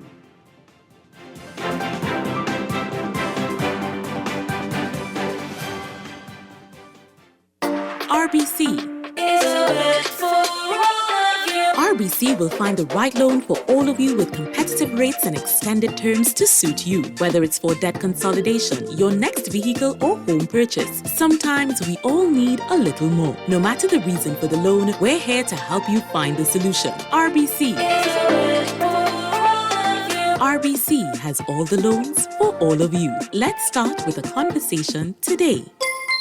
Sherwin-Williams Bahamas doesn't mess about when it comes to product range and product knowledge. If it's a new product come in the store, we walk the store and study that product. One thing with our boss, if a new product comes in, he takes the time and he's always keeping us up to date with product knowledge.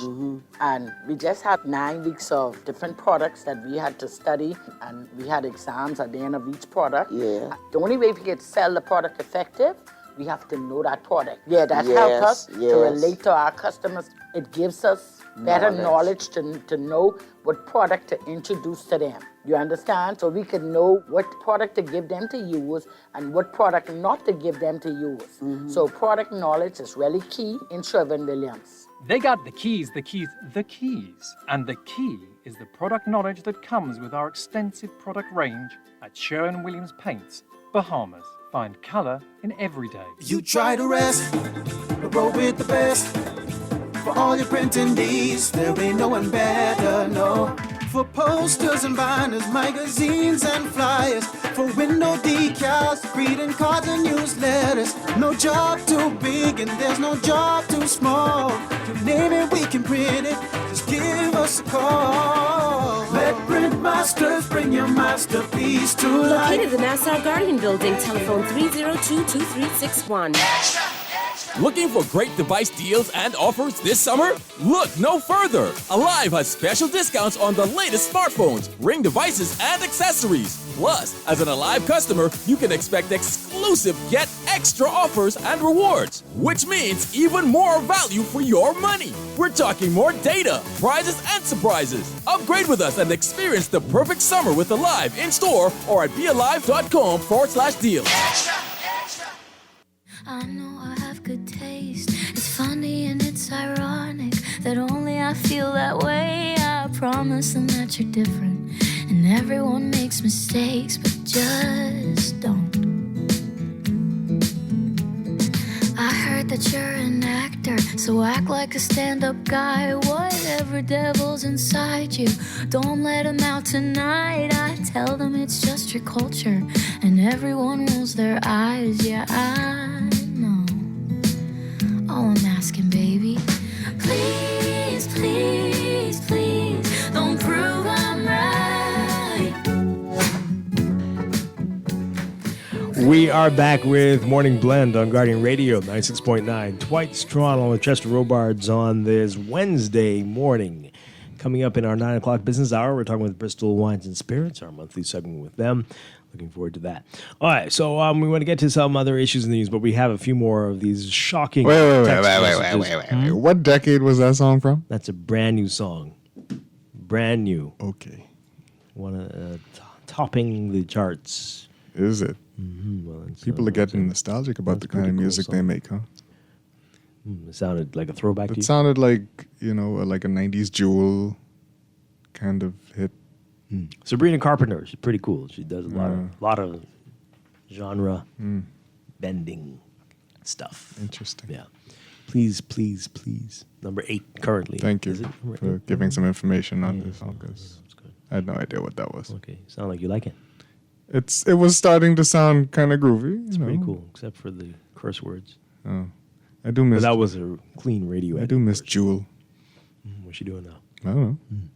A dentist? What? I was So gonna say probably teaching, but okay.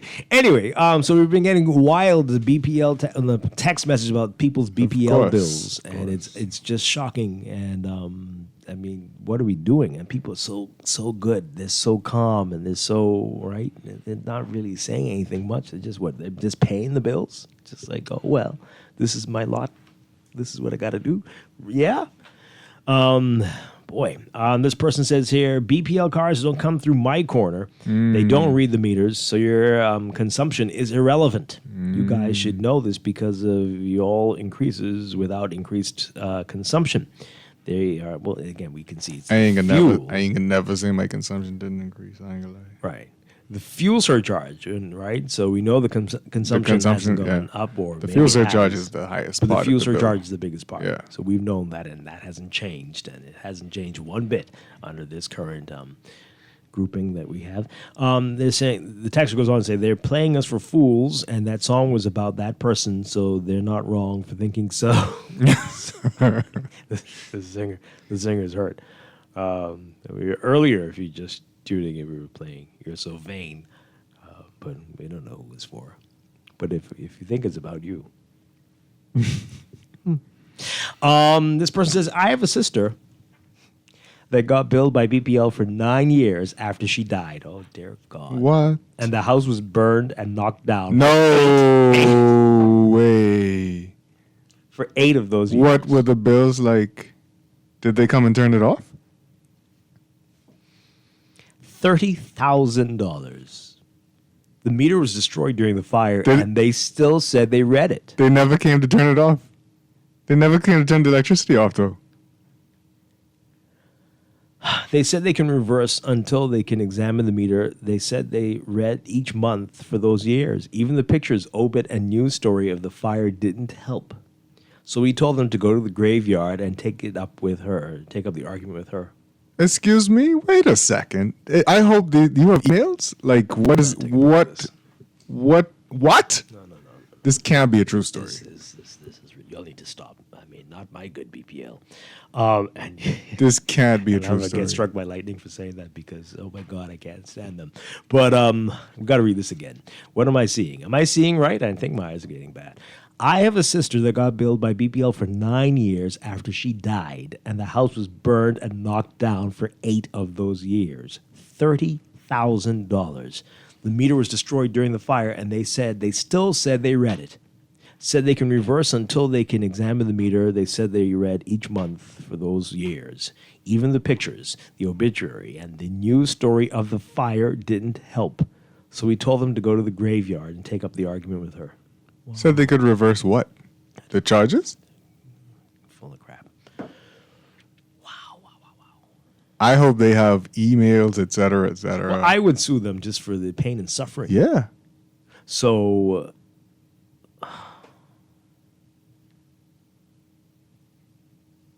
I got us. I need to see. And then we're not all like, that can't be real. Because this could be real, right? This sounds very believable. Plausible. That is insane. I need them, the person who was away for 3 months, I need them all to like, that's crazy. Can I go back on vacation? No. I'm very, like, that's depressing. I am floored by that story. No way, man. And the consumption didn't even go down. 30 grand? Not that. But they didn't turn the electricity. They didn't go to turn the electricity off. They drove by. Somebody got paid. They didn't find the house. Read the meters. They didn't find the house. For 9 years. A year. You look all sweaty. Yeah, boy, out there hot. I was reading meters all day. What? Well, they didn't pay their bill for 5 years. Go turn it off. I couldn't find the house. I couldn't find the house. Why wouldn't they turn them off? You know why they couldn't find? Something is wrong. You know why they couldn't find the house? But you're right. Why wouldn't they turn? Because people get turned off for $100. Yeah. No, there's something else going on.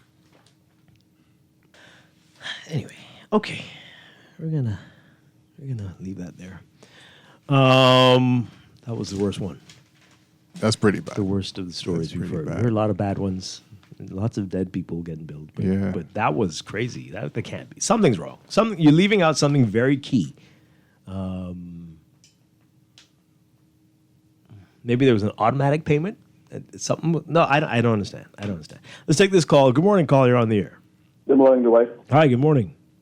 I'm surprised the suicidal rate is not as high as it is in the Bahamas because if you go on the ground, it ain't easy. It's real, Dwight. Trust me. You ain't get half of the story yet, and I'm very surprised. Okay. What are you talking about specifically? You're talking about... Hello? That's it. Wow. Okay. Wow. Well, that was very odd. Wow. You sure I can't go back on vacation? No? All right. So the other issue that's driving people crazy, banks and their fees. And there's been lots of discussion about this over the past few days. You know, Fred Mitchell, the chairman of the PLP, has been talking about this for, it seems like years now, which is ironic because he's a senior member of the cabinet, and the cabinet government official can make laws to deal with stuff, but I guess he's saying that he's been making appeals to the banks, to their good nature. Since then, we've had opposition leader Michael Pintard complaining about this as well, calling for banking reform. And now the Clearing Banks Association, Gowan Bow, has been having a lot to say about all of this. So it's a lot of people talking, and the bank fees is still high. And I don't know if we'll ever get a break from this because there's lots of finger pointing and people saying, well, you don't regulate us. You can't tell us what to do. If you try to tell us what to do, you'll see what will happen. And then it's like, here we are. And the fees are sky high. Well, the latest today, Gowan Bow dismissing the F&M's banking reform plan. Do they have a plan, or is it just talk of if we made some suggestions? But he says that whatever they have is lacking empirical study. Our Candia Dame's writing about it today. The release of a banking sector reform plan in the absence of any empirical study on the likely consequences of such changes equates to, quote, throwing darts in the dark, says Gowan Bow, the chairman of the Clearing Banks Association. This in response to the announced plan by opposition leader Michael Pintard to revise the banking framework to create a sector that is both inclusive and cost efficient. He dismissed the opposition's proposals as Bow as political fodder. Bow says that if you are meaningful about making reforms, the citizens would hope that you have studied it with through empirical analysis. And so when you make comments, you would not do things to interrupt the feasibility and sustainability of the financial services sector, and banking in particular, and then go on to make pronouncements about things that you would change but have no evidence of of the consequences that those very pronouncements that you've made. Yeah. Well, Pintard has accused commercial banks of fleecing Bahamians who are getting fewer services while spending more money. On Sunday, he said his F&M administration would undertake a series of measures to improve the domestic banking sector, including increasing the regulatory remit of the central bank to assess the validity of banking fees, ensuring that fees are transparent, fair, and simply not junk fees with no justification, and tasking the central bank with streamlining interbank transaction protocols and ensuring that they are efficient and cost-effective. He says that an F&M administration would increase the visibility, resources, and reach of the Office of the Financial Ombudsman within the central bank. Pintard said other priorities would be to ensure that the islands implement targeted subsidies to ensure that Family Islanders have access to banking services and enable banks to at least break even in remote operations. Well, how would you do that? To enable the banks to break even. Okay. So we'll get to what Gowan Bow is saying about that in just a bit. Fred Mitchell's also responding to this as well. Take a listen to what he said in his latest voice note to the nation and PLP supporters. Well. Wonders never cease. Can you believe that the leader of the opposition, Mike Pintard, has finally found religion on the issue of banking after being silent as a lamb on this issue for years, after talking out of both sides of his mouth on the Grand Bahama Port Authority issue, after siding with the Grand Bahama Power Company over the residents of Grand Bahama, then siding with the Grand Bahama Port Authority against the Bahamian people on the just demand for the $357 million. The leader of the opposition now says that his government, if he gets there, and God help us if he does get there, means to pass laws to strictly regulate the banks, and accuses the PLP of hand-wringing because of our public voice on this issue. But it's not hand-wringing. The F&M passed a law which says the government has no control over the central bank. We can't tell them what to do. So When you have no other choice, you have to use your voice to shape public opinion on the issue. So, Mr. Leader of the Opposition, we'll use our voice. You, on the other hand, just have found your voice, and you're welcome even though you're late to the party. But guess what? No matter how you try, no matter what you say, we don't believe a word you say on the banking issue. God bless you. God bless the Commonwealth of the Bahamas and across the country today. It's PLP all the way. Well, not much said there, just swipes. Yeah. But again, if the government wanted to do something, I'm sure they could. Mm-hmm. I'm sure they could. Mm-hmm. So back to Gowan Bow. So he says he's disappointed that political parties have fostered division on this issue, knowing that the politicians are seeking favor in the electorate. He said the governments must be careful how they handle these matters. He said when a business has to make decisions to ensure that its revenues exceed its expenses, it cannot make decisions that sometimes may seem to be beneficial to the average person when there is no mechanism to pay for it. Because ultimately, if you're doing that, you're asking one section of society, being the shareholders, who are the average Bahamians who have saved their monies and invested, you're asking them to actually subsidize other Bahamians. And it is not the government's place to tell one set of persons how they should use their monies.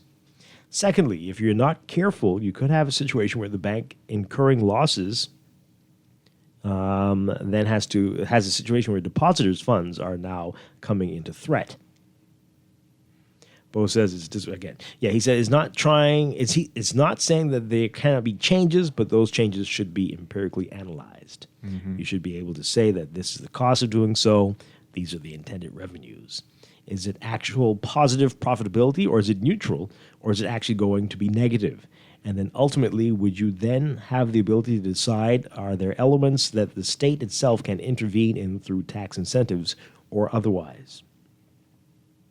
So there's a whole lot in here about this, including references to Robin Hood. Robin Hood isn't the role of government. And to be honest, they actually get it wrong because they assume they're taking from the rich to give to the poor, but they will be surprised how many of their average constituents are shareholders in all of the banks, either through their pension plans or through their own savings and investments. Wow. Interesting. Let's get your reaction to that, folks. 323-6232, 325-4316, 325-4259, toll free 242-300-5720. Tweet us, Facebook us, text us 422-4796. Let's hear what you have to say about it. And then, of course, we were talking about this off-air, Chester, about what was happening in the U.S. just recently. The Biden-Harris administration announced that they were going to seek to protect consumers from fees, billions of junk fees, and they had some proposals. And this was last year, I think they were trying this, trying to do something about it. But, I'm pretty sure the reaction was similar to what the clearing banks is saying, but governments have tried.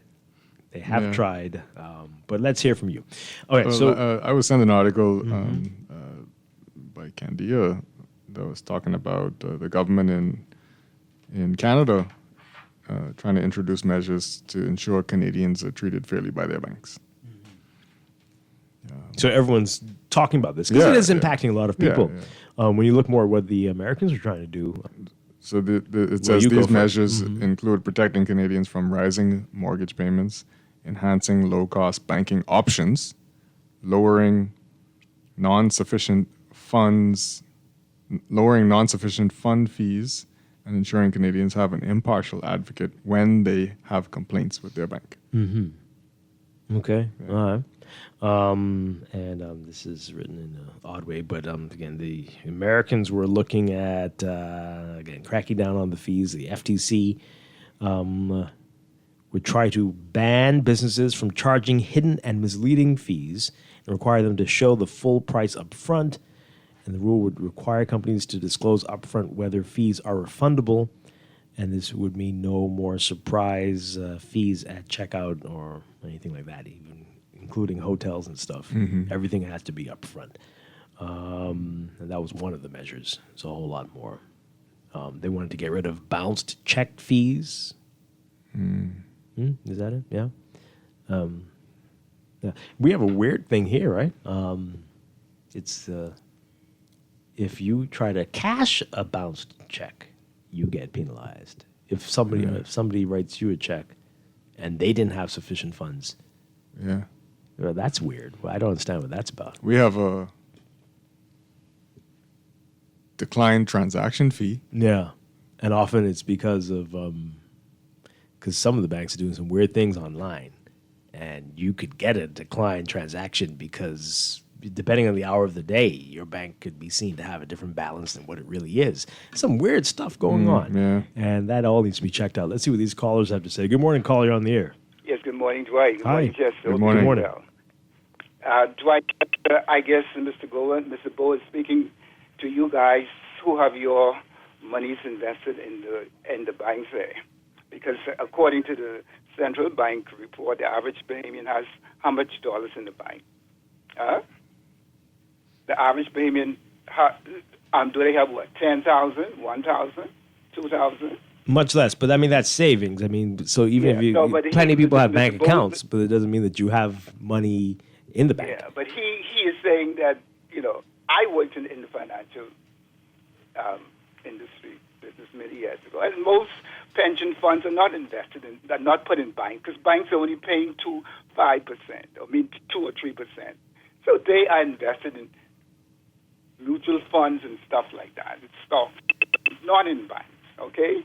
And the fact is, last year, I think these banks made in excess of $100 million in profits. How much more do they want? What is their goal? How much do they want to extract out of our country, out of our economy? And these profits are going where? They're not even staying in the Bahamas. So, Mr. Bo, I respect you, but I disagree with you. And the government has every right to protect its citizens. Right now, I watched a documentary, and it talked about the titans that built America. And I think it was Rockefeller. He who owned he had a monopoly on the oil company, and he was forced by the government to sell his company. He had to break it, okay? So the government wanted to protect its citizens, and the government has a right to protect its citizens wherever. The government has a right to govern for the people of the Bahamas. These banks, they seem to do whatever they want to do, whenever they want to do it, and there's nobody to tell them no. Okay, I hear you. Thank you very much. Appreciate it. Well, the government isn't saying much. That's part of the problem, but I think you're being a little unfair. I mean, I can't believe I'm saying it, but I think you are. I mean, they have lots of costs as well. I mean, we were talking about electricity earlier. My God, you can only imagine what their electricity bills are like. And then, of course, they've got some are renting, and they've got salaries and all manner of things. So I don't know. I mean, the profits might not be what you think, or at least. So and we know that this is everybody's complaining about it. The cost of doing business in the Bahamas is astronomical. Yeah. So that is impacting what the banks do. We're complaining about business license fees as well too. So that's what Bo was saying, right? Like you have to take all these things into consideration. And of course, a lot of people do have shares. A lot of them are publicly traded. And a lot of people do have shares in the banks. You're looking at it from a different perspective, but we're all suffering from the same problems here. Personal individuals and companies are all struggling with the same things. I mean, the big problem is as well, our costs are increasing, but nobody's increasing salaries. Yeah. And in fact, they're getting eroded by government stuff as well. NIB going up and that kind of stuff. So I think that's why the caller called about suicide. Well, that's even though that's a bit of a very morbid. It is. Well, yeah. This texter says here, please let the public know that banks discourage gas station operators from coming into banks to make deposits. However, they are still penalizing us for using the night depository system. The fees that we pay in some cases average from $50 to $125 a day. Weekends and long holidays, you could see those fees triple for this period. For what? That's from the Gas Retailers, Petroleum Retailers Association. I don't understand. Why are their fees so high? On what? And why is it per day? On what? Boy, I tell you. Let's take this call. Good morning. You're on the air.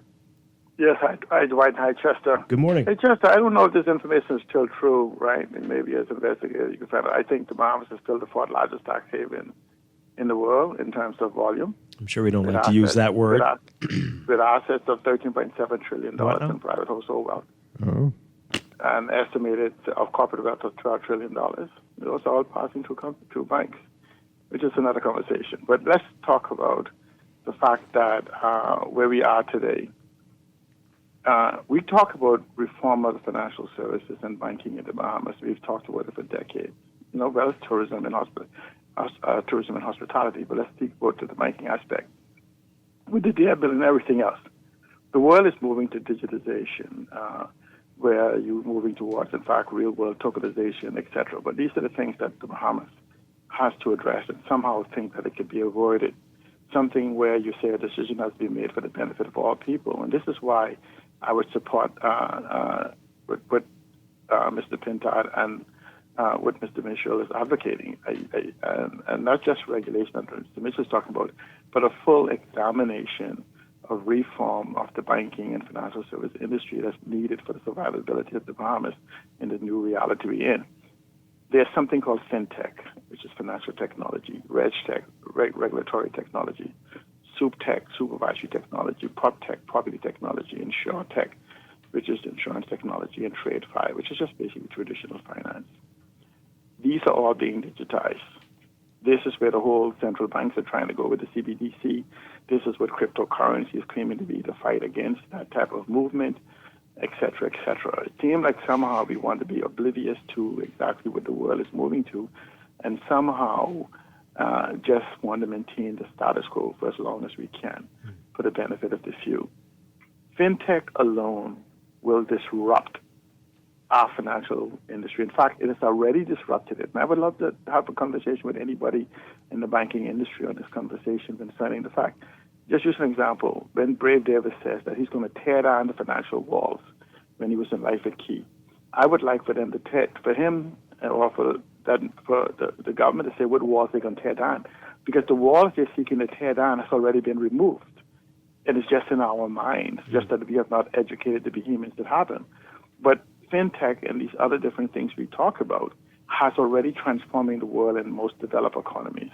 Mm-hmm. It's just that we seem to be totally unaware and oblivious to it rather than moving to the head of the curve.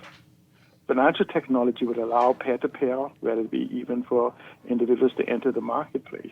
For the so-called solution problem that we have on the Old Island, it's like you want to move traditional banking there when it's essentially you just need to fix the infrastructure there.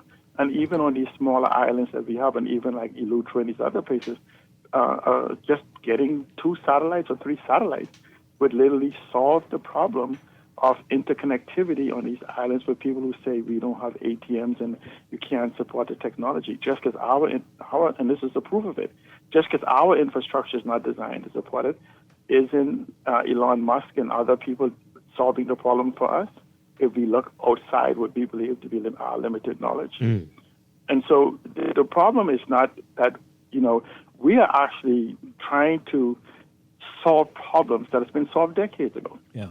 By other peoples in other jurisdictions. What are we waiting for? That's the question, right? Because what we do is we keep sending leadership that don't know and don't care to know once they get there. Or they become all-knowing once they get there. I mean, knowing to the extent of the cave for which they exist, but not for the world that exists outside of the cave. Wow. And so we just need to have an open, clear conversation concerning how FinTech, RegTech, SupTech, PropertyTech, InsurTech, and TradeFi have changed the world, and how we could literally create thousands of jobs by rethinking what we already do. Okay. Thank you very much. Appreciate it. Let's squeeze these calls in. I've got a whole lot of text messages. Good morning, caller. You're on the air. Are you there? Good morning. No. Hi. Good morning. You're on the air. Gone already. Okay. We'll see if you can call us back. But these text messages back to BPL, Chester. My bill jumped from $332 in May to $700 984 in June to 989 in July. Good God. However, I was traveling for 2 whole weeks, 14 days during my billing cycle in July. I turned off my heater, unplugged my TVs, washer and dryer, and all other appliances so they wouldn't get zapped and possibly burn my house down while I was away. The only thing that was plugged in was my refrigerator, energy efficient, by the way, and my outside lights are all solar powered. So why on earth is my bill higher when I was gone for half of the billing cycle? I live in a gated community and I have a smart meter, the ones they're supposed to only read when they drive by.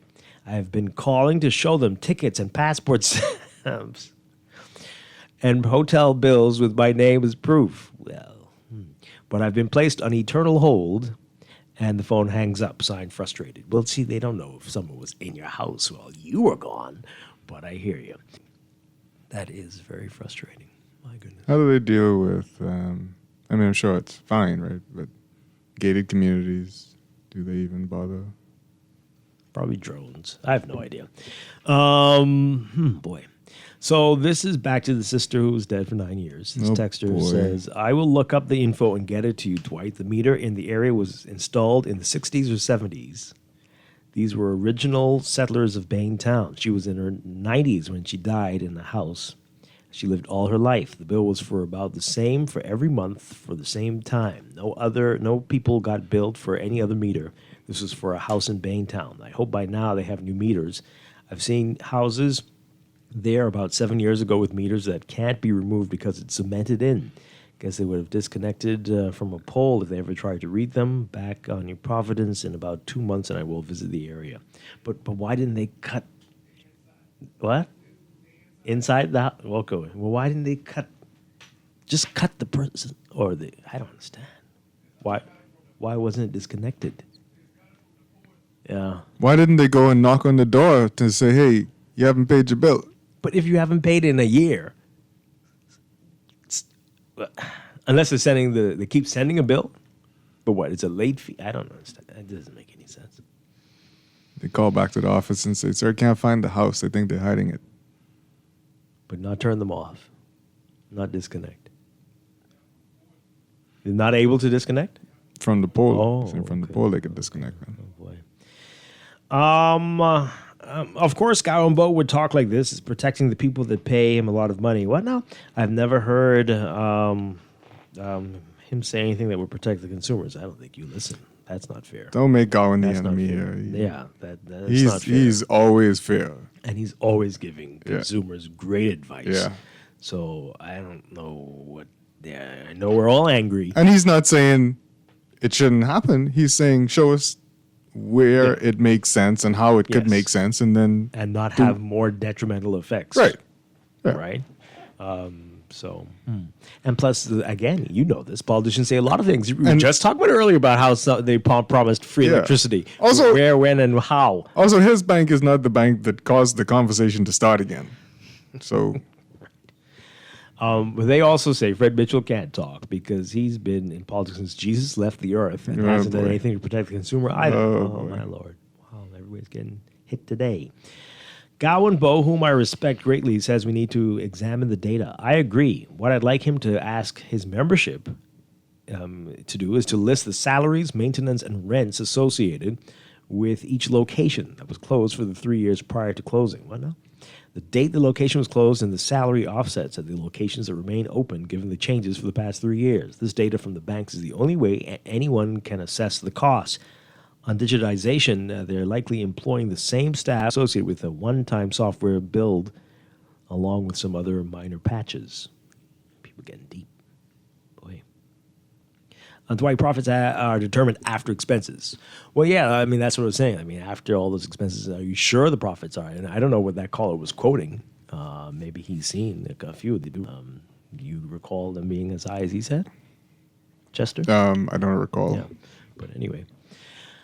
Sure. This person says, I worked for a particular bank and they sent me to Canada twice. I can tell you that the fees that are charged in the Bahamas far exceed what's charged in Canada. It is unbelievable. Mm-hmm. This texter says the politicians who were allowed to have U.S. bank accounts have shares in these foreign banks, and the banks probably threaten to pull out if they are made to play fair. They already increased digital services and use foreign call centers, so it wouldn't be a stretch for them to close their doors. Bahamas is the cash cow in the Caribbean, but we get charged more fees and see fewer perks and benefits than customers in other countries.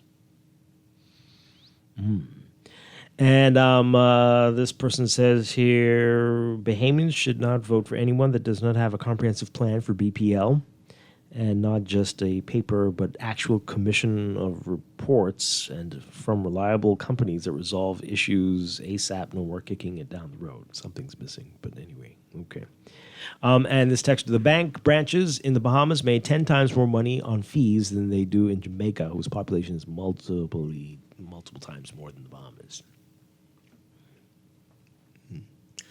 Well, okay. Let's take these calls really quickly. We U.S. dollar too. I don't know when you translate the Jamaican dollar. Is is that part of the thing? I don't know. But hey, good morning. You're on the air. Dwight, how y'all doing? Doing well. I'm enjoying your show. I'm on vacation, buddy. But anyhow, listen. Professionals is very important that the professionals come out and explain what's happening in our country. I like what happened a couple of weeks ago when BPL was able, at last, we had some professionals who came out and explained the situation with BPL. When was this? When was that? Where was I? Yeah, man. Yeah, they had a news conference from Miss Seymour, I think. I think Miss Seymour, Tony Seymour. She was at Office of the Prime Minister. That explained something to you? Oh, okay. Yeah, they were explaining. For the first time, they were explaining exactly what was going on and what they had planned to do. It's just like what Melinda said last night about education. Let the professional explain what's going on with the grade average and all that, because the politician really cannot explain it. Let the professionals explain. And all these government corporations, let the professionals run these places, because the politicians and the board members, they don't have no inkling how to run these places. And that's why we have a problem. Let the professionals handle these matters. Okay. And with the banking situation, I think the government needs to look into the banks, shall I say, laying off payments, and then you have persons calling overseas, and that should not happen. That should be in-house. No one should be calling me from Jamaica about my account. And so that's something the government has to look into.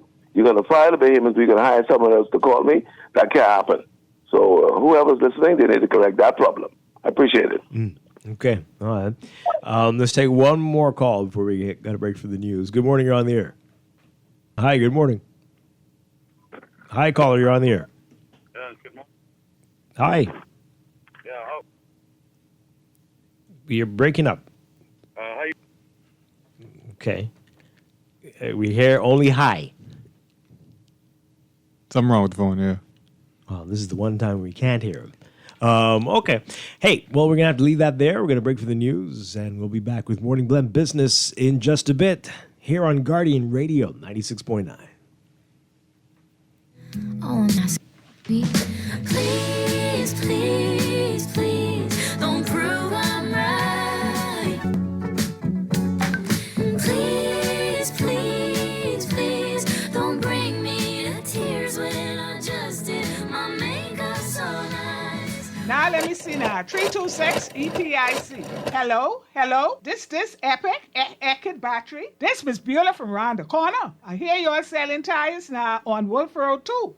Praise the Lord. It's about time. I live Fox Hill and Fire Trail. It's too far. That ain't all. They open Monday to Friday, 7 a.m. to 7 p.m. On Sunday and holiday, 8 a.m. to 4 p.m. My brother Sam, he's a hacker, and he could go right there and get fixed up. Call us at 326 EPIC. We ship also to the Family Island. This is Guardian Radio 96.9 FM, Nassau, Bahamas. 96.9 FM, fresh news, smart talk, all day. The views and opinions of the host and guests are their own and do not necessarily reflect the position of the management and staff of Guardian Network. Wake up, it's a new day. Wake up, it's a new day.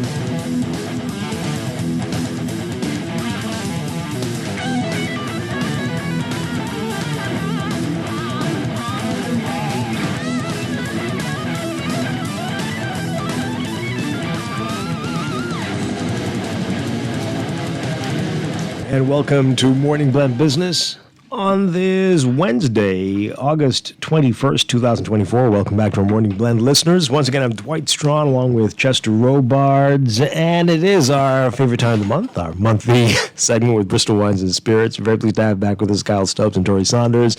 No Zena today, no Zena Williams, but it's her birthday, so we have to wish Zena a happy birthday. Happy birthday, Zena. A happy birthday to Zena.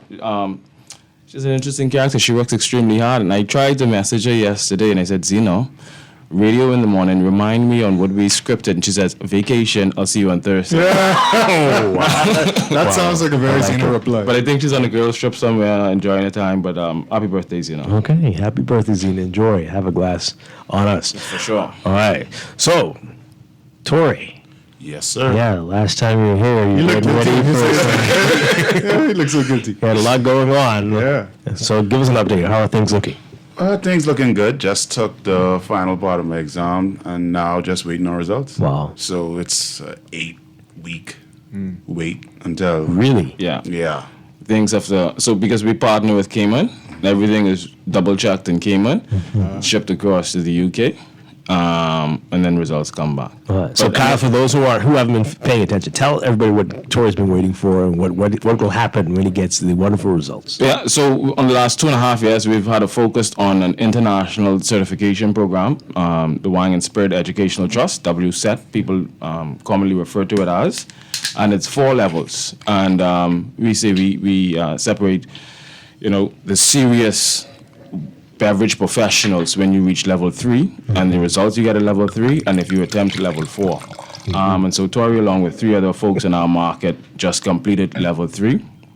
And just based on my scan across their theory papers, I think we're in good hands for 4 of them to come back with passes. I'm hoping to get 1 or 2 distinctions, which really separates those who could not just say I'm a beverage professional, but I'm a wine professional. Wow. But it goes a long way with us, developing a true culture and moving along what it is that we've been doing. Tell us more about that. Again, and distinction versus passes and what that gets you. Yeah, when you get into level 3, it gets a lot more difficult. And the finer details are that. I remember when I was studying, and Tori did the same, you're putting together acronyms to remember certain regions and certain grape varieties that's associated with certain regions.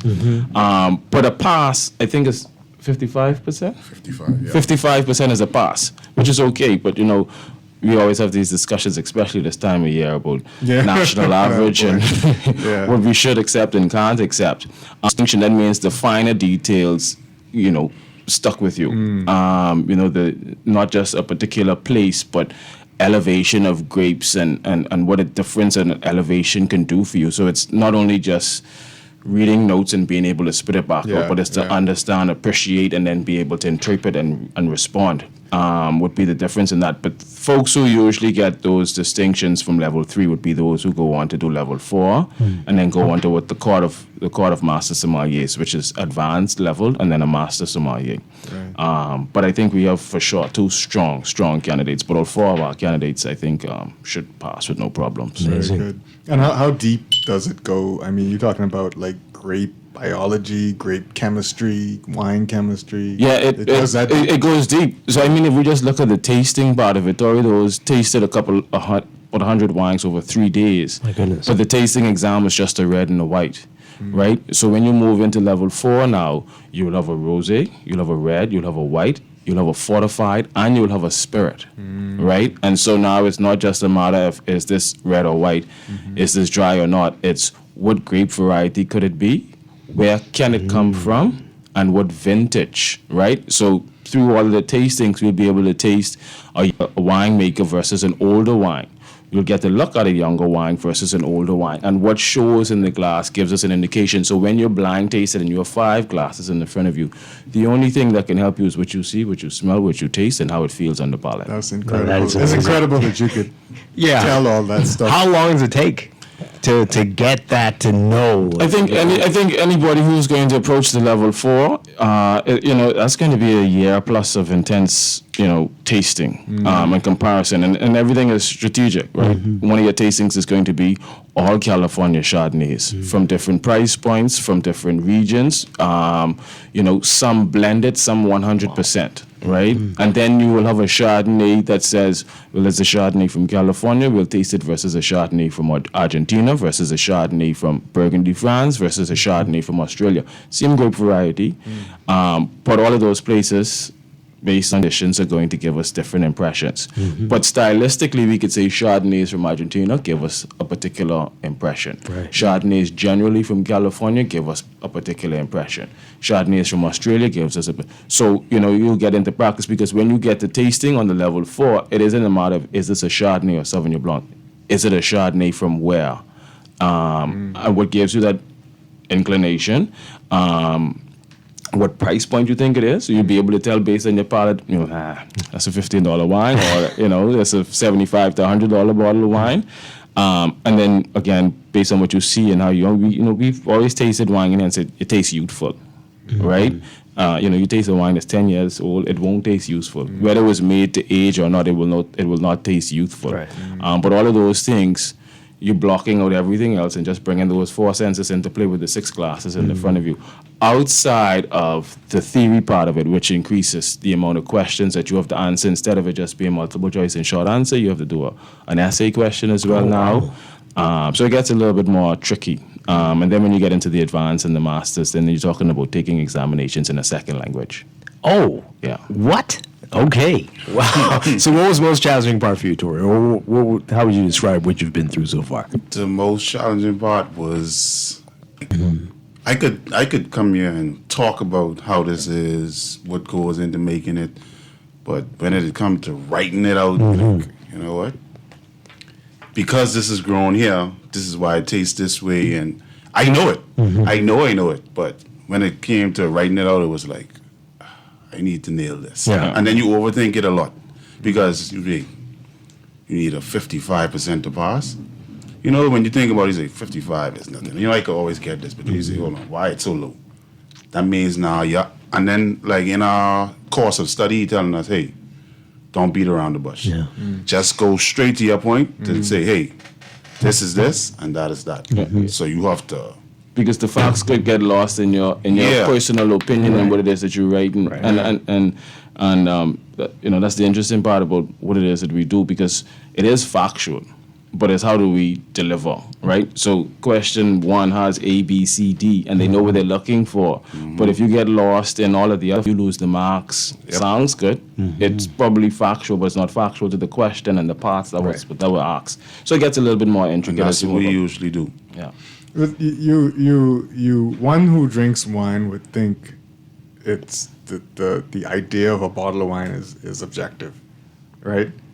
But really, when you talk about taking an exam and studying it, it's not. No, yeah, it's there's universal accepted taste profiles.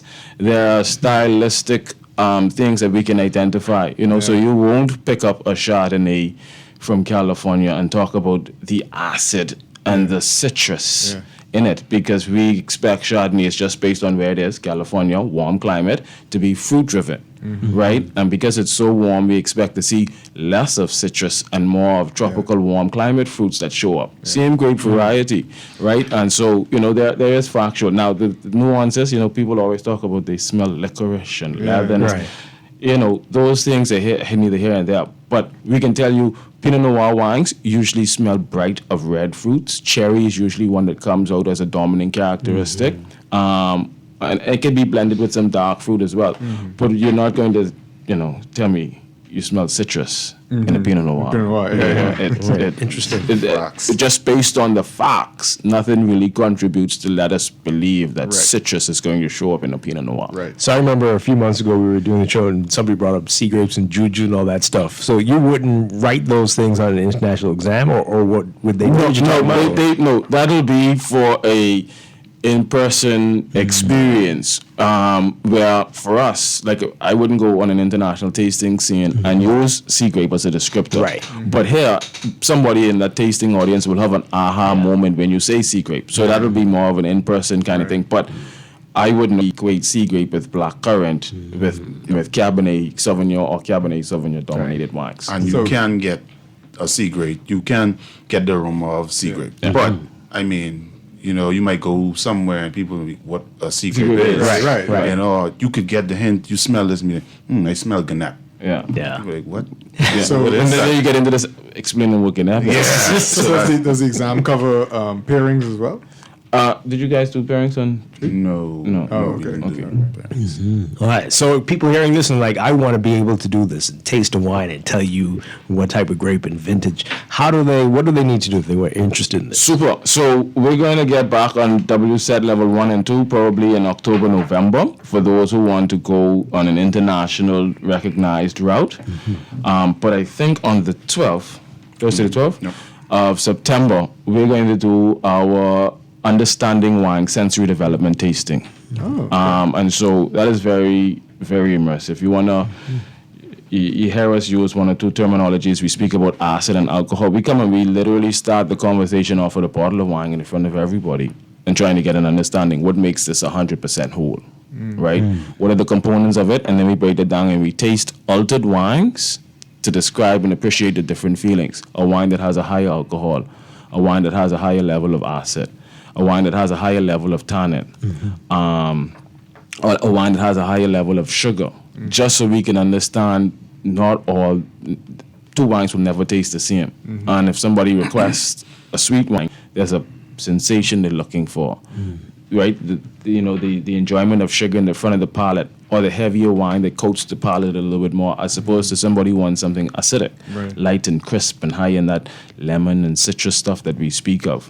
And then we move into, so we'll alter 4 wines. We'll have a neutral wine, and we're just trying to figure out, plus and minuses based on the neutral wine. Then we bring out a master aroma kit. We have about 88 aromas, and we just play around with trying to identify. And these aromas are developed by wine professionals to give us an understanding of the impression of certain aromas in wine. So it wouldn't smell like cherry, but it'll give us the impression of how we can pick up cherry in a wine, right? And that's where we go out when we tell people there's no wrong answer. People don't get that. People like, I smell this, but I don't want to say it. Yeah, it'll smell like cherry air freshener. We'll take away the air freshener, you're smelling cherry. Good. So let's pop a bottle of Pinot Noir and see if we can pick up the cherry. So the third part of that will be we'll open 4 or 5 standard bottles of wine and have a little bit of fun of identifying the aromas and what it is that we taste on the palate. And that's very introductory, very funny. We usually give away a couple of bottles at that tasting.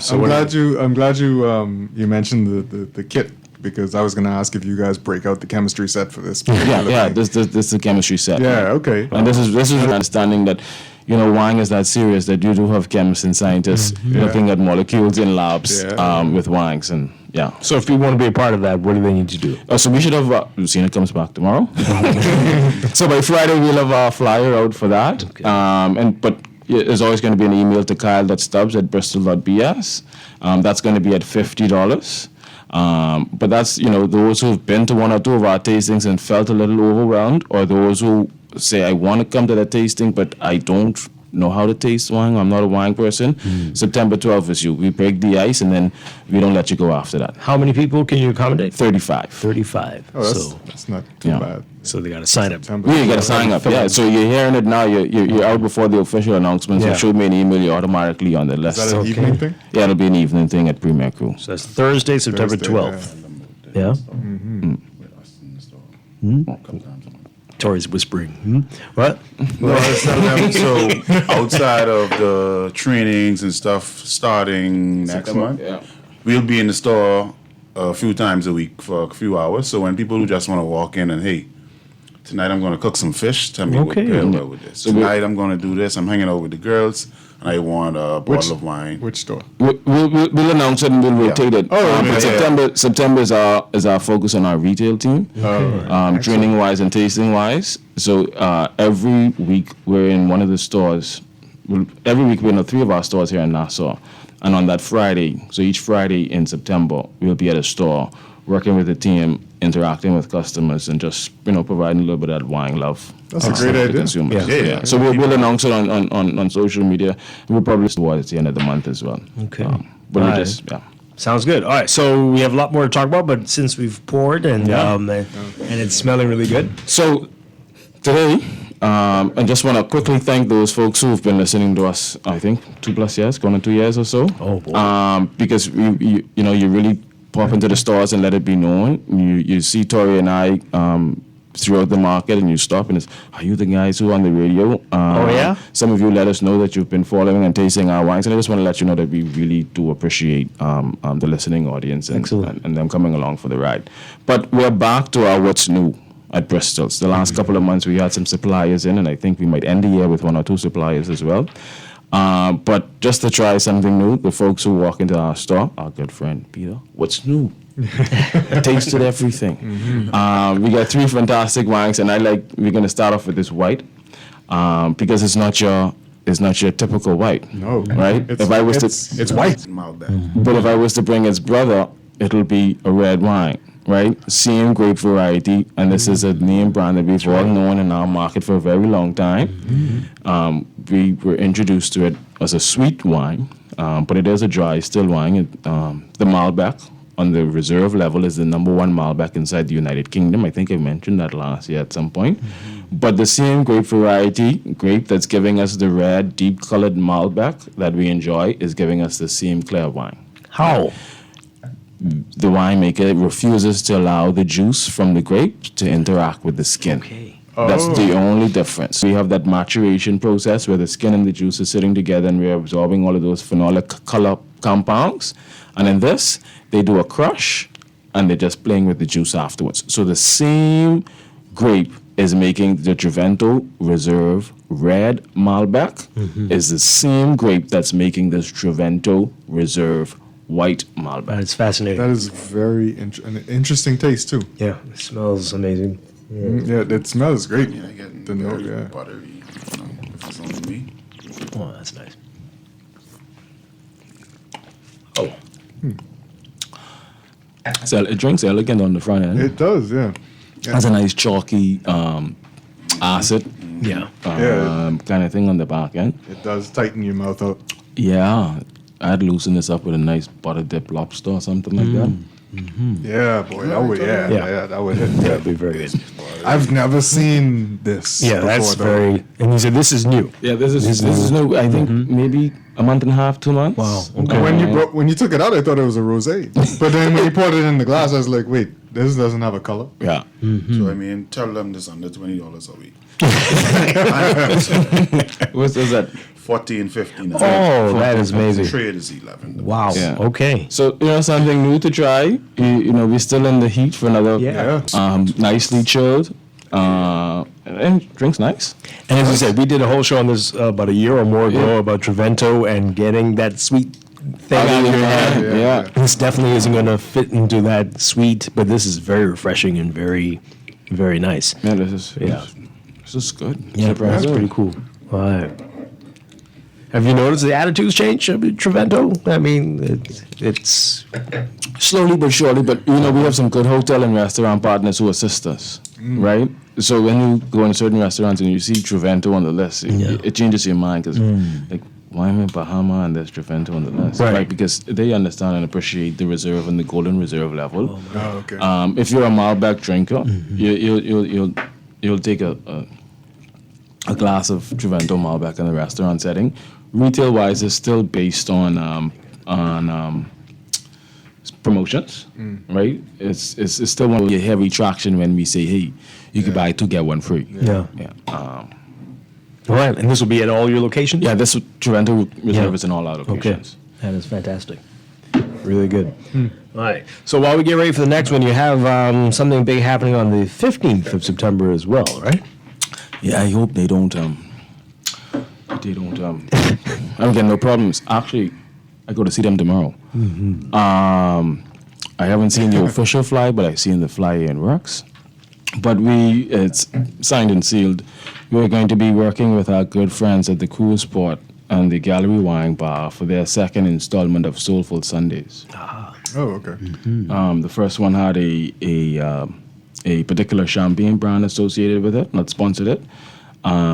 And for the second go, we're bringing the full gamut of Bristol wines and spirits. Okay. So submission that we've always tasted is going to be the wine sponsor. Laurent Perrier is going to be the champagne sponsor. And then we're going to have the full love of the Bacardi and the Brown-Forman and Jack Daniels portfolios on a standard bar. The first go-around was a single band, in essence. And this go-around, they have 3 acts. In essence, will be the feature. So they're kicking it up a notch, and they knocked on our door, and we opened it. And we're going to hit it out of the park on the 15th of September. Oh, this sounds like a very long day. What time is it starting? It's in the evening. It's a 4-hour episode. I think it's 7 to 11. Okay. But we're going to speak a little bit more because we'll shift our September date so they can come and join us for a conversation the week before of that. All right. Cool. So Chester might need to take the 16th off. So keep that in mind. All right, that's going to be great. So we'll learn more about that next time we come on the show. All right, so just pencil that in, save that date, something special on the 15th possibly. Yeah. All right. Great stuff there. All right, so what's this one that we are pouring now? Barrel 48. It's a red blend. Okay. This belongs to the same supplier that sends us the Trevento and the Don Mochair. Oh. This came in the same time as the white Malbec. Okay. And today's my first time tasting both of Good these. nose. Yeah. Your first time? Wow. Okay. I think both of these, internationally, logistically, there are a lot of things that we battle. There could be one shipment where they could say, hey, you can order half of a container. Yeah. And then business changes, instruction models changes, and then you get an email that says, hey, no, you can only get a whole container. It's like, but we don't need a whole container. And so some of these wines just end up to assist us with filling a container, and we double check to see how it performs. And if it performs well, then it stays. If not, we just use it as a container filler. Interesting. A container filler. I think we were talking about it off air, but the Hampton water that we talked about last month is here. It's here. Yeah. It's here. I've been looking for it. It was good. It was it's here, and we have some POS with it and some more on the way, which allow us to have some fun things happening in the retail. Toast on Paradise Island. By the end of the week, it'll be in the 3 Bristol Wines and Spirits stores, plus Premier Crew. And I expect to see it in some restaurants before the season kicks up in October. All right, so back to Barrel 48. That's nice. We've been having some interesting conversations on the show. People, red blends, people been all into that for years. But some of the last guests you brought were saying that people really going for the single grape wines. But red blends are still popular, though. Right? Let's talk about it. Red blends kind of, is the middle of the road. It's not offensive to anybody. Whereas single varietals, you just want to show the true expression of that one grape. Whether it fits the palate or not, the winemaker isn't really. He wants to make something enjoyable, but he wants the true expression of this grape variety, where it's being grown, and all of those contributing factors. Yeah. You can say, outside of France, the red blends are more of a crafting of a particular style of wine by a winemaker. Wow. So red blends would be a little bit more influenced by the winemaker. A little bit of this, a little bit of that. How much do I oak this? How much do I oak that? Whereas a single varietal, the winemaker says, well, this is what is given to me from the vineyard. Right. Now I'm going to take it from here to the bottle with minimal input. I'm not concerned about this or that. They might have a little fun and say, this is 100% cab. Some of it is from the estate. Some of it is from my neighbor versus all of it is from the estate. Right. But we want the true expression of the grape variety to show, and the winemaker kind of stands back. Yeah. I do not know what the blend is in this, but man, this is it's good. It's nice. Good. Chester, super nose, Chester. Oh, yeah? Alcohol. Where do you smell it? I smell pepper. I don't know if that's sinus issues or... No, you could be That's honest. definitely pepper. The thing about it is white pepper. Zinfandel, which is California's grape of choice, gives off those pepper sensations, and it usually shows up in the majority of California blends. Okay. Yeah, I get that. Yeah. I get that. Not sure. I want to say, take a chance and say there's some cab in there because there's some depth, and Petit Verdot. That's something that gives us a nice little color and that floral aroma kind of thing. But cabs and petite Verdot's are usually in blends with some Merlots, but I can tell some Zinfandel in here for sure. I don't think I've heard of the Petite Verdot before. That's a grape variety France, used in the Bordeaux blends, the big Chateau Margaux and all of those kind of stuff. It's a lesser known grape variety, but on its own, it's very perfumey. Yes, perfume. Yeah. Oh, this is very different. $120 is so crazy. What? Say what now? You just teasing us every time you. No, this is $17.69. What? Trade is $13.40. Oh my goodness. And every sip is like new. something new. And I think that's what the winemaker go for. Keep you going. You know? By the time you do that, you open another bottle. Again, this was crafted, so everything, there's the facial expression, the going back to it was crafted for that to be that. I wouldn't want this with food. I would No. right? Good standalone. Just, yeah. Put this in the fridge for 5 minutes, bring the temperature down, and drink a bottle and a half. This is share that with friends. Yeah. Definitely. This is very Hey, special. try this. Yeah. No, I got something nice. No, we'll enjoy some nice wine tonight without having to break the bank. And it's always, when you go somewhere and you say, I want to bring a bottle. You don't want to bring something then only you want to drink. Right. You sure someone out the body can like. Barrel 48. So, okay, where is this from? This is California. California, yeah. So again, all the ripe fruit, the good fruit character we're talking about. The high alcohol, you said it was 14.5, eh, Tori? Yeah, that's 14.5 in it. So everything you would be looking for. But at 14.5, you could see some food on the side of it just to make sure we don't get too intoxicated. Yeah. But it's that enjoyable on the palate that you want to bring the temperature down and you could drink it on its own. That's It's a pretty good taste. Yeah. That's a nice one. It's good. Good on the nose, good on the palate. That's pretty cool. So if we come out there and buy this out, you're all going to order a lot more of it. Yeah, it's That's what available you're right in Miami. Yeah. Yeah, so you buy us out today, we'll have it by Friday. Oh, wow. Okay. All right, let's take a break. When we come back, we got another one to try and more information to give out. We're talking with Kyle and Tori with Bristol. And this is Morning Blend Business on a Wednesday here on Guardian Radio 96.9. Stay with us.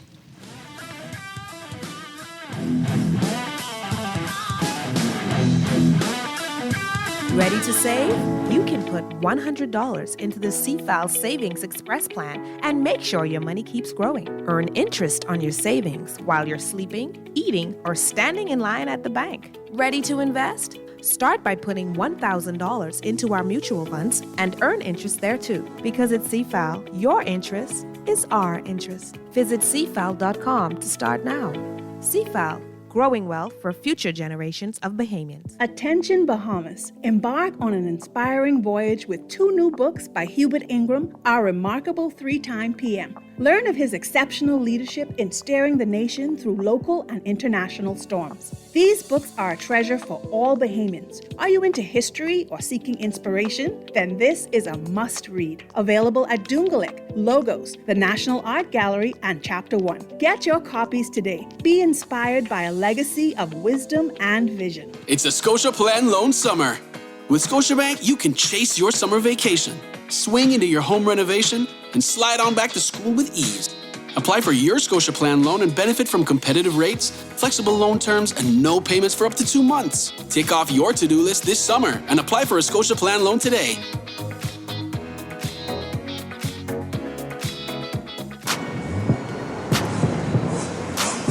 Calling all young champions, supportive sidekicks, and wise mentors. Are you ready to unleash your back-to-school superpowers?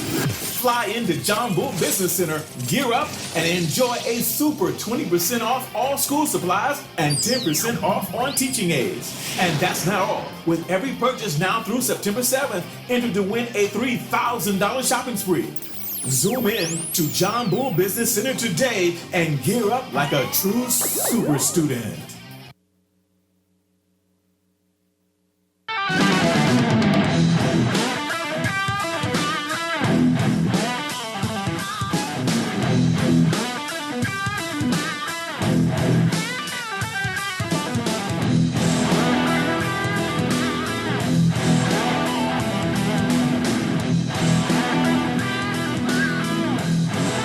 Well, welcome back to Morning Done Business on Guardian Radio 96.9. Dwight Strachan on the Chester Robards. We're talking with Kyle Stubbs and Tori Saunders with Bristol Wines and Spirits. We're sampling. We're getting news. We got some text messages here. You can text us and call us as well. Call 323-6232, 325-4316, I got a lot of sounds, beautiful sounds in the background. And toll free 242-300-5720. Tweet us, Facebook us, text us 422-4796. I think we did something on this back. They're asking, can local grapes make good wine? You can make wine. I'm sure you can make quality wine. Good. No, I think the seriousness that we put into the process. But the local grapes aren't of the species that we use to make what we call table wine.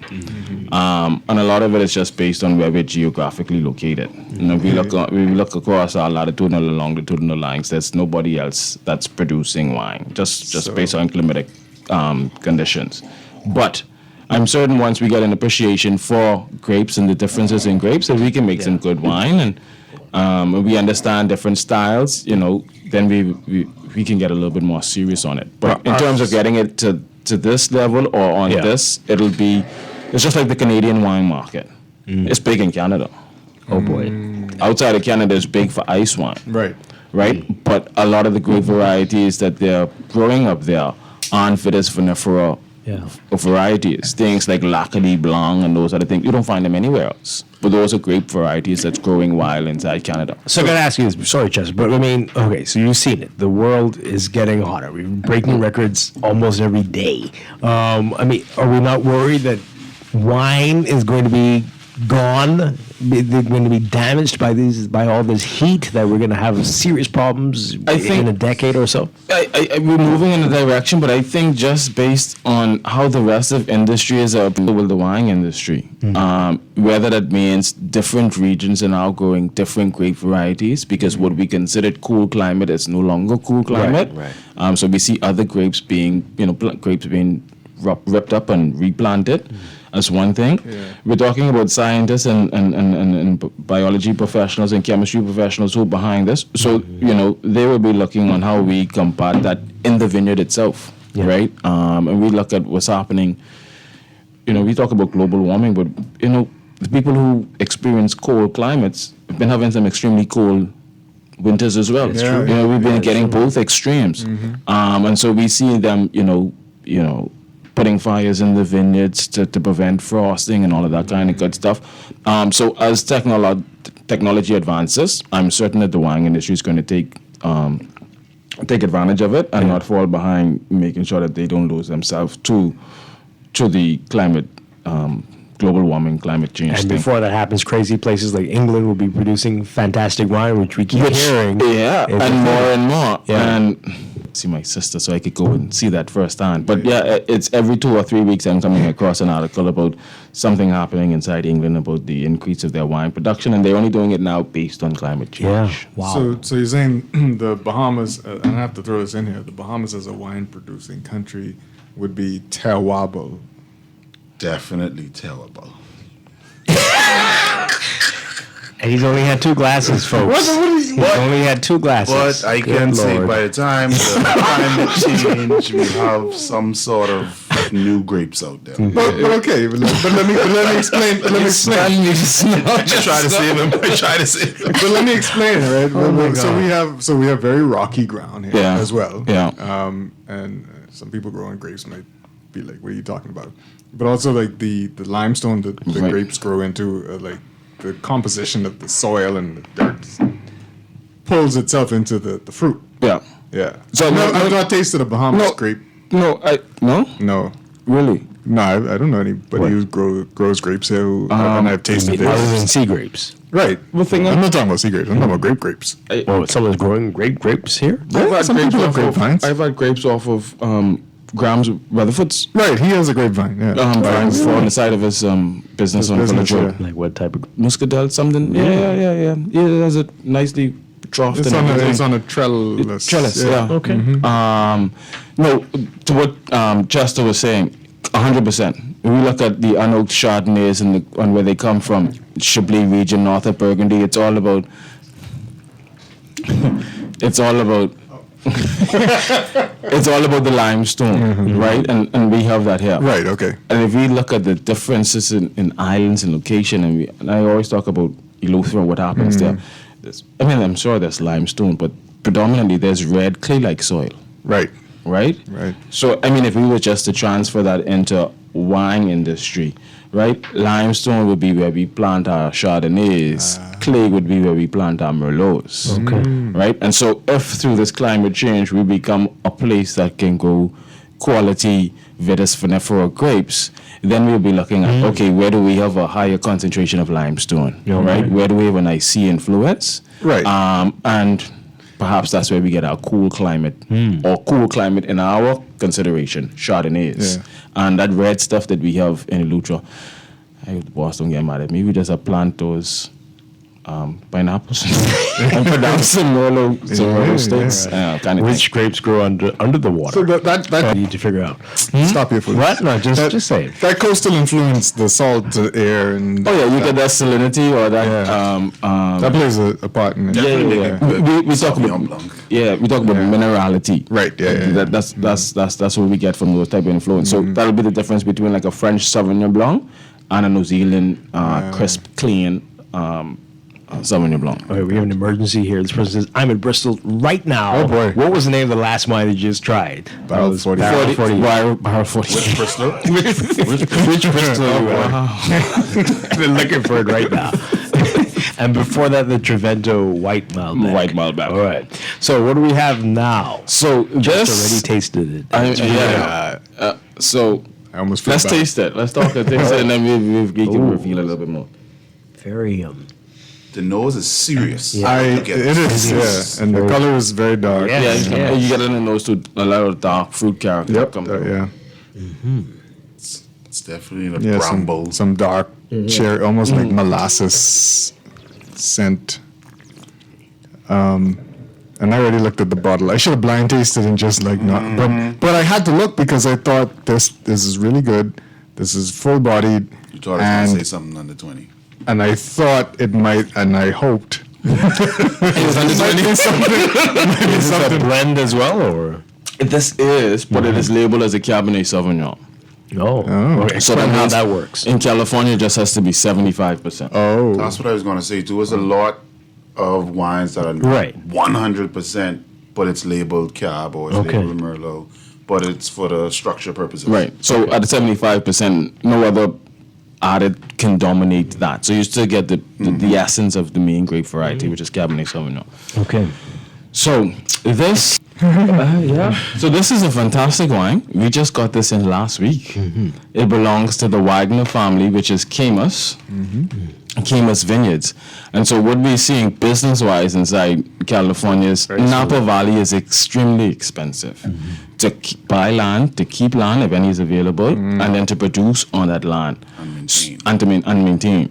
So with a style and a name, what I can do is go and work with grape growers and partner with them to give me grape varieties that allow me to lower my price or keep my price competitive while imparting my particular style on the wine.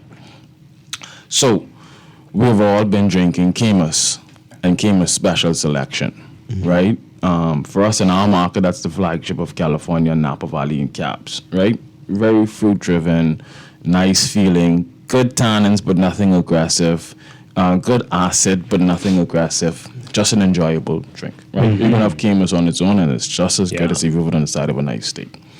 So how do we make Camus affordable for all of us sitting here at this table? Because I don't think any of us would spend $150, Wait a second. consistently Tell us now. on a bottle of wine. So instead of just the grape varieties coming from Napa Valley, where it's extremely expensive on the real estate and the production of the wine, I will blend some of my wine from Napa Valley with grapes from throughout California. That allows me to bring my price down. So this particular cab, that'll be difficult for us to tell the difference between this and the Napa Valley cab. We can tell the difference between the Napa Valley cab and the Special Selection. But between this, because in this bottle would be some of your regular Camus. Your Napa Valley Camus juice would be in here. The remainder of that will be juice and grapes sourced from elsewhere in California.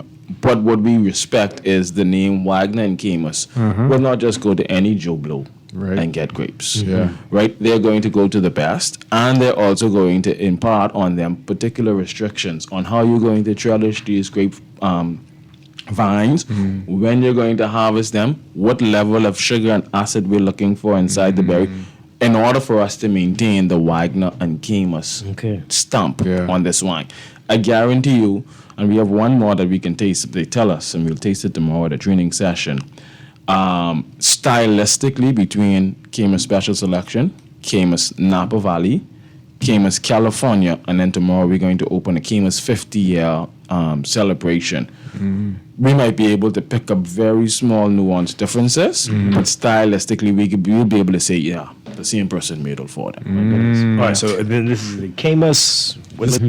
So what is this price here? It retails for $96.09. Yeah, so that's about a $45 to $55 decrease from the regular Camus. So when you say and trade price is $72.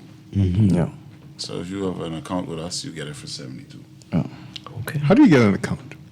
You stop into your local postal stores and say, I don't have an account. It's I want an shockingly account. easy. They say, oh yeah. And they were asking me that for years. I'm like, no. And then one day I said, what do I get with an account? They're like, this is the, like, wait a minute. Why do I have Why didn't I do this? Okay, Yes, so that's your shit. an easier fix to that, right, is to send me an email, Kyle@Stubbs@Bristol.bs. I will reply with a Google form for you to join our wine club, right? And instead of you having to say, oh, I'm waiting on them to get my information back to open my account, or you come to the store and say, I forgot this, that, and next, you can just simply say, wine club member, here's my card. Oh, wow. Discount. All right. So this certainly tastes expensive. Yep. You could tell, like, right? That is why I tasted it and then grabbed the bottle, because I was like, this you're only gonna trick me on this one. Yeah. Fantastic. Yeah, so I think the drink's at $90. Yeah. But again, they're talking about how expensive things is in Napa Valley. This would be them saying we're making Camus affordable in the everyday drink. Right. That's just how expensive it is. We're talking about, hey, this barrel 48 at $17. That's nice. A bottle a week, no problem. Right. In Napa, their mindset is, hey, $90. Christmas. This is every day. But for us, this is Christmas. But like you said, exactly. Like you mentioned about the brand, it tasted like a Camus. Yeah. So when I tasted it, I was like, this is not. This is So they still hit.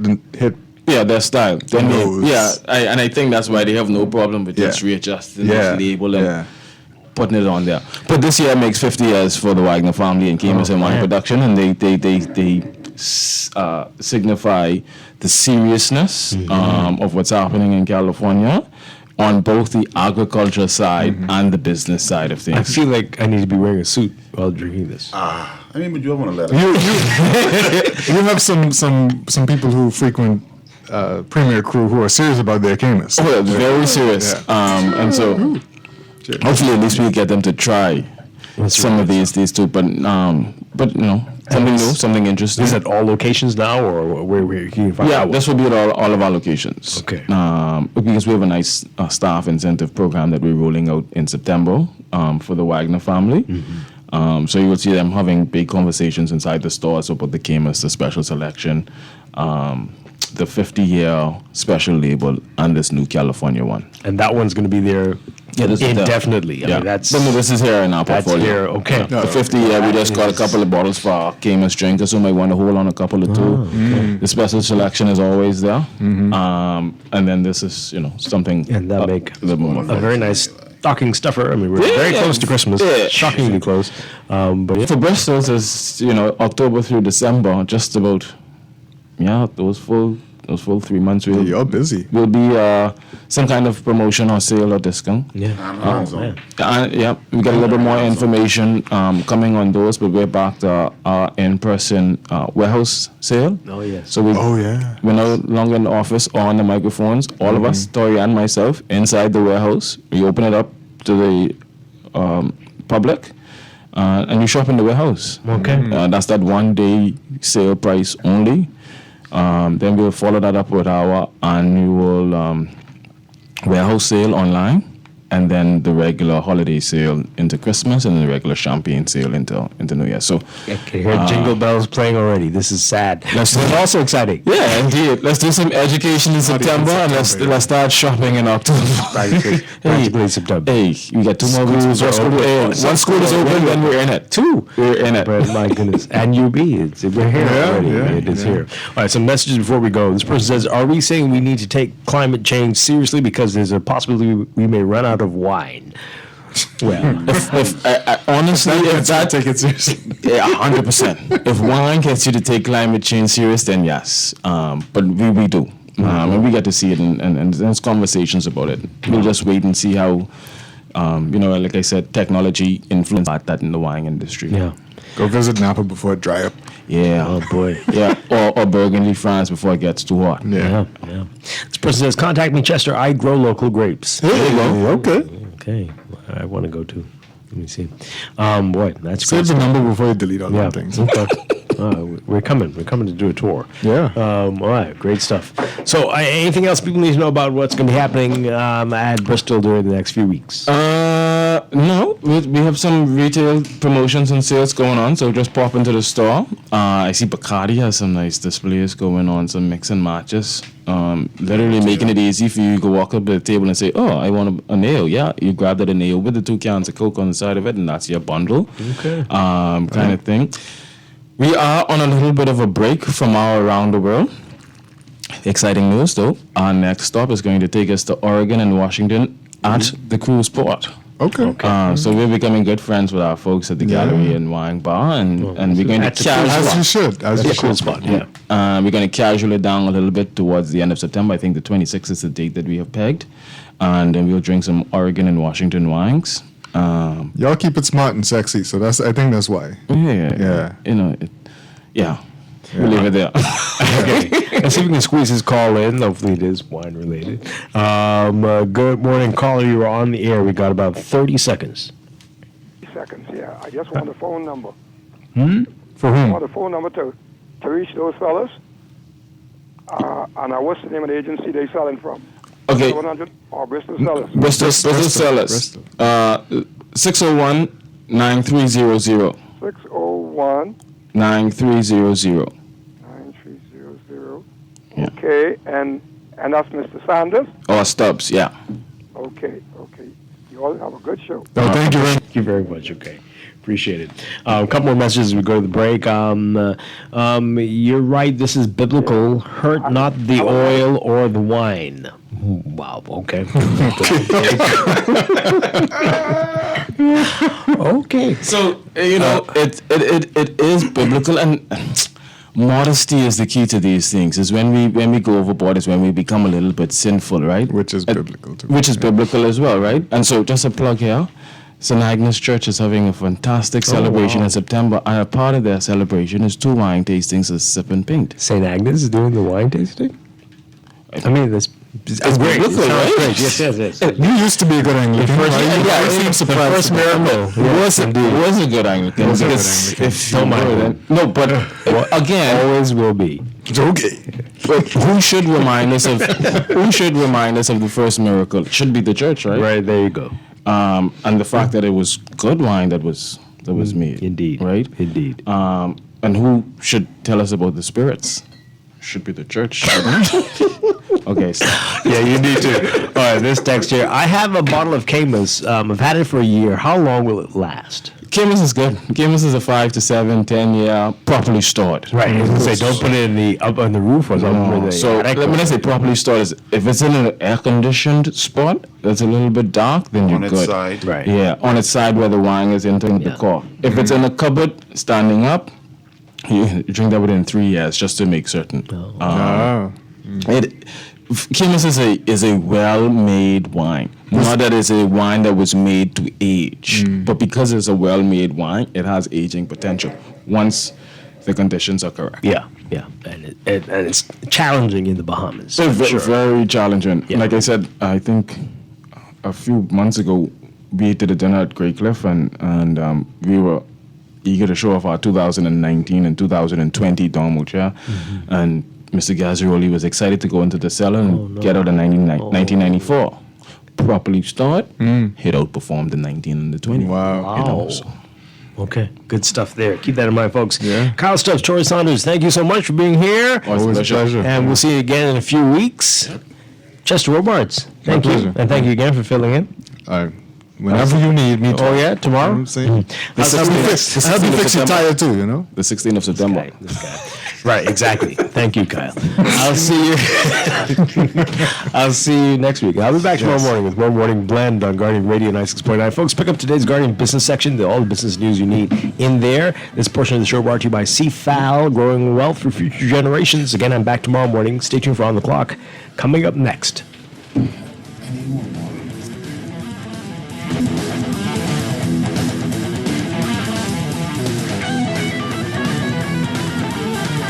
Back to school is around the corner. Move to the top of the class with this amazing Scotiabank Back to School credit card offer. You could win your share of prize money valuing $10,000 when you spend $150 or more on any Scotiabank credit card to purchase books, uniforms, technology items, or other academic items. 10 lucky customers will each win $2,000 in cash back towards their purchases. Promotion runs July 12th through September 30th, 2024. Drawing date is Friday, October 11th, 2024.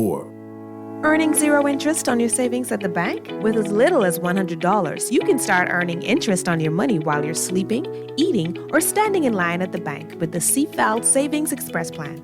Ready to invest? Start by putting $1,000 into our mutual funds and earn interest there too. Because at CFAL, your interest is our interest. Visit CFAL.com to start now. CFAL, growing wealth for future generations of Bahamians. This is Guardian Radio 96.9 FM, Nassau, Bahamas.